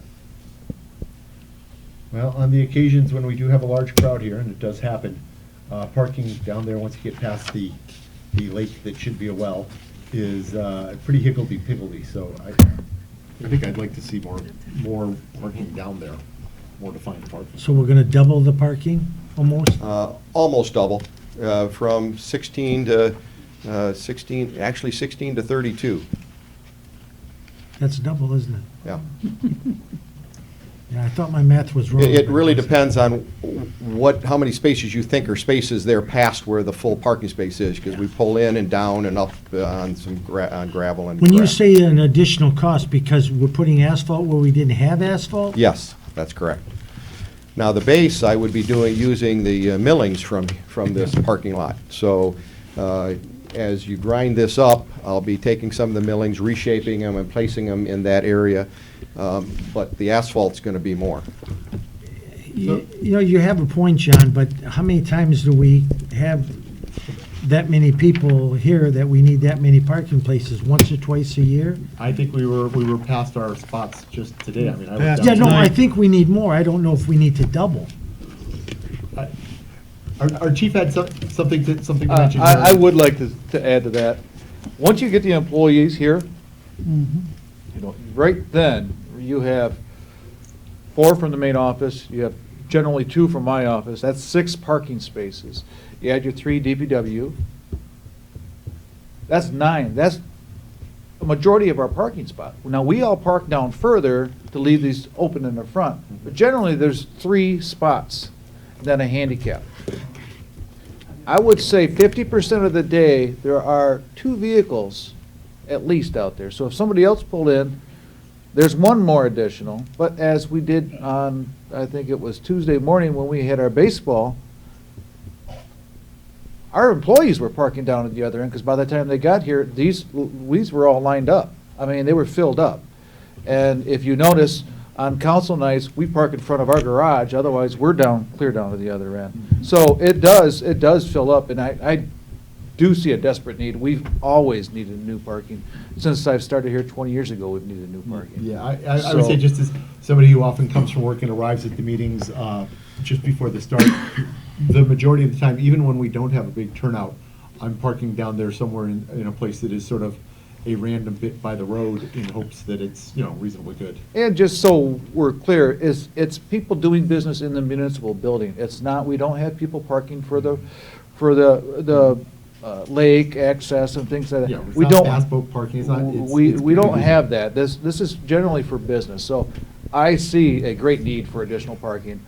Doubling the size, I think, would make a lot of sense. Just, if we're gonna do this, do it so we have the people, have the places. Right, and a question, Mike, because I was making an assumption when I said that, but looking from the map, you're really just talking about the dark gray 19 cars area. right now. You'd be putting in the Most base people from the walk. millings, so it's essentially very little cost for that, and then just the extra pavement, which is what, maybe 5-10%?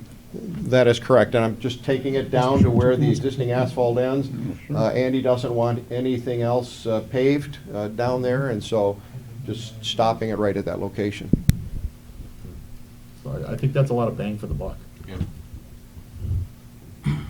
Are we What are the completed blocks? with the DNR? That's what I was going to ask, and I know you're aware of this issue. We received our closure report about 2 weeks ago. It's about this big. If you want to work on your biceps in the office, I've got it. It's a huge report. And the DEQ has 180 days to review it. And so the question becomes, do we do this year? knowing there's still monitor wells that have to be abandoned, and not knowing for sure yet what their answer is, although we've gotten very good feedback from them that we think it's going to go well? Or do we wait till next year when that's 1,000% complete? It's tricky. I think that, actually, I don't think that's tricky. I think we have, if that's the case, if we're still waiting, I think we have to wait till they're done with that. I think we need to have. Yeah, we wells have abandoned. other. We need to have that done. Our consultant, Mr. Dwyer, he said that we are free to do this now if we want, with the understanding that we would be removing some pieces of brand-new asphalt, which seemed really No. foolish. So if the DEQ gets back to us well before the 180 days, we may know while this project is still in the early phases, but I'm told that's unlikely. Yeah. So I think the extra parking is great. I think it's wonderful. Today we had a youth assistance board meeting. We had people from the MML here. There's nowhere to park. And I can tell you that as a visitor, not too long ago for my first time, it's confusing when you pull in, all the spots are taken. You're not, am I allowed to park here? What am I doing? I mean, so I love the plan. It's the question about the contamination report, I think, is not closed yet. Well, we're going to be doing paving next spring with millings and all of that as well. So it's no problem pulling this off of the bidding this year and putting it on next year. Just so we don't When would lose. we be doing the paving project for this year? I have it proposed, I'm putting penalties on the contractor if it's not completed by May 26th. I'm sorry, when's Memorial Day? March, or sorry, May. May. So I think that's the end of May, is it? Yeah. Yeah, so I've got it the 26th, so that all the paving's taken care of before the Memorial Day weekend. Well, I think it's very unlikely we would have to do anything there. I think having waited however many years to do this, I would hate to see us do it and then have to futz around. I think I'd just as soon see us wait another year and. Mike, you have other roads that we could take care of this year using that money? Well, this was typically over and above the road paving monies. This was added to take advantage of the larger project. But I think this was coming out of the It would be general fund money. general fund, Village Hall Improvement Funds. Mike would be the Which we expert had on already that. budgeted for this year. Yes, okay. Yeah, and I think that was in the expectation that we would have our closure report, we would be done. Yeah, it'd be too bad that we couldn't take advantage of the year to do something else just besides Oakview. I mean, We could certainly get the bid price on it, but if we're not really gonna hear back Yeah. from the state until August. Yeah. Yeah, I would forget bidding on this now, but, I mean, it's just another year for paving, and there's enough roads, I mean. I'm frustrated, I got all excited by the new parking spots, but Yeah. I don't wanna see us put it in and then immediately do what is the Start dumbest chopping it thing up, ever, yeah. is pave and then Dig it up. have to dig it. Yeah, that's like Decker Road, they did all that beautiful paving, and now there's like 5 patches on it. It's- Yeah. We've waited this long, I think we can be patient a Yeah. little longer and do it right. But I guess what I'm getting at, the money to do the parking lot comes from General fund. That From was the general fund. expenditure. Right. and we can't use that. Okay. I didn't know. if there- Well, in all fairness, We can because use the it for state road doesn't projects, but we sufficient. can't go the In other all way. fairness, Ed, because the state doesn't sufficiently fund roads, we are going to be using general fund on roads. Okay. Regardless, so we've for a long time been able to avoid, sort of. Well, that maybe when we, transfer of when money. we get into this, finance committee, maybe we can see what we've got and any areas where we can tweak, and, because I'd hate to see another summer go through where we couldn't get some more paving done. Because there's plenty of roads that need it, all we need is, There are, but obviously, we're going out for bids really now, Okay, today. that's true. And Yeah, it's this a is- matter of just pulling this plan from that bidding versus designing an Yeah, entirely this is new really in roadway. accordance with the plan that we put together for this year. That is correct. okay. I Are see. these general funds money that could be reallocated to Clara Miller Park's parking lot? That's up to council, yes. Well, essentially, we're gonna need to expend the money out here anyway, so, I understand, but that's gonna be the next fiscal year, it sounds like here, right? Just a thought.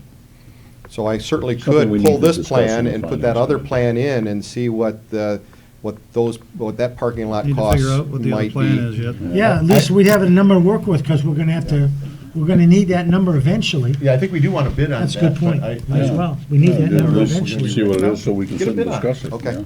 We can make a decision. All right, thank you, council, very much.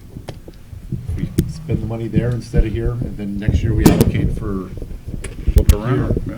So Flip be it. around, yeah. Let it be said and let it be written. still 180 days, man. And that's gonna be if you're lucky. They've been tinkering with that forever. I'm still excited that we're actually getting to see the end of that, even if it takes longer, but we'll get there. All right, that brings us to item 13, pending business. The actual list of committee assignments was back before A, but I wanted to check in, see if anybody had any changes they wanted to make. I think we've updated and confirmed with everybody who wants to be a member of that. There may be some updates for Pathway Committee. I believe Scott Liebold is going to join that. Yeah, just confirming a couple names on that. Mr. Nagy was taking the lead on it, but I think we're pretty close to finalizing that committee as well. So, wanted to see if everybody's good with the lineup we have there, and if so, we don't really need to take any action, and I can pull this off pending. If we think we need to make changes, let's make them.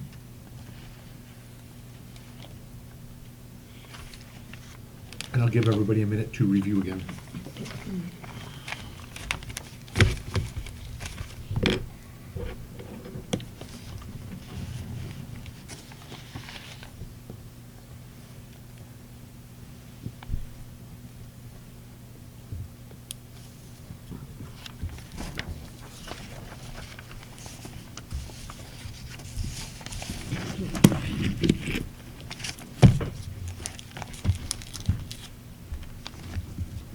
Looks like we'll be busy.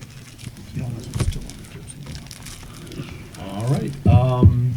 So these are going to be the committee assignments for 2017. As always, if we need to make changes, we can. There are committees. But I will have this pulled off pending business, and we'll consider it taken care of for at least kicking off the year. Brings us to item 14, update from Mr. Ellsworth. Well, as you all know, you received a fairly substantial yearly report from me. I won't go through the specifics, but I think there was a lot of good information that I found from this, and I was rather shocked at some of the, I don't know if you had a chance to look it over, I was rather shocked at some of the statistics that we had. Our physical arrests were down 35% from 2015 to 2016. And most of that was due to one particular factor that surprised me, was our drunk driving arrests. Were down significantly as well. They were down, I don't know if I have that spelled out there. I don't see the specific. I think it was over here. But the availability of Uber, as well as the stigma of drunk driving, I think has really taken its toll on driving while intoxicated. Our incidents were down for driving while intoxicated, and therefore our arrests were down. But our traffic enforcement is seeing some pretty great results. Our accidents were down from 28 in 2015 to only 19 in 2016, and alcohol being a factor in only 2 of those. Hey, John, is that also a significant reduction from previous years? Oh, absolutely. In 2014, I believe, we were at 31 or 32. So going down to 28 down to 19, basically we cut it almost in half, which I was very happy to see that. I know our traffic enforcement was up. Our calls compared to 2015 were up by about 350. So we're busier, we're doing more things. Our citations, our traffic tickets were up with 558 for the year, which is an increase from 496 from the year before. So we're doing more, we're making more contacts, writing more citations. However, the severity of the citations, such as the drunk driving and drug driving, have been greatly reduced. So I think our tougher enforcement, our stricter enforcement, as well as the stigma and the availability of Uber has really made a significant difference in the amount of drunk driving and drug driving. Do you know if that's been a trend in other communities? It as well? actually has. We talked about that, and that's going to be one of our conversations when we have at our conference next month, is how we can partner with Uber to make it better, make it more available, and whether or not the Traffic Safety Administration is willing to even pick up part of that tab, or at least float them a bonus of some sort to make sure that we do reduce the drunk drivers. Now, overall, if you look at Group A crimes, we're up 8.33%. I wanted to point that out. That was the most one that also surprised me. We went from 3 drug offenses in 2015 to 10 drug offenses in 2016. But overall, our burglaries, larcenies, liquor violations were down an average of 29%. So that big bounce in the number came from mostly our drug offenses, and we're much more prepared for it, obviously, with our Narcan and our education for our officers of what to look for in drug offenses. So those they are going to go up. Like I said, our numbers really shot up as far as our complaints or our calls for service for this year, or for last year, significantly. And it just means that we're much more busier, obviously, along with the traffic enforcement. We're making great strides. I think we're making a big difference. I'll let Administrator Byrd talk about, we set up an exit interview for our employee and asked, what can we do better? What can I do better? What can we as a department do better? And I wasn't surprised with the information, but it did kind of get me thinking a little bit how we can do some additional, maybe some additional moves a little bit quicker than we had thought, as far as a supervisor, an immediate supervisor, as a sergeant.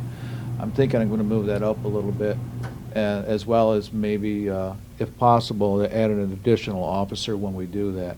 And the reason I'm doing that is, for example, right now, we're down 2 officers. With the new hire, or with Officer Keller gone, with the new hire, she's not going to be ready for another 2 to 3 months to be on her own, so we really can't count her. I have an officer that's ill. He won't be back to work until at least Monday. And I have my officers now, but there's only a few of us left. We're working 7 a.m. to 7 p.m.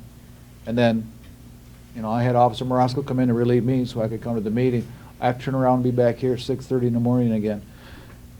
All my officers are doing that, and I appreciate that. They're stepping up and doing what they should be doing, but it sure would make it a whole lot easier if I had a supervisor as well as an additional officer. That's something that we're going to look at going forward. I know it necessarily, it wasn't in the budget for this year, obviously, but I think as we talk about restructuring and what we can do better for the department, that's one of the things we're going to look at.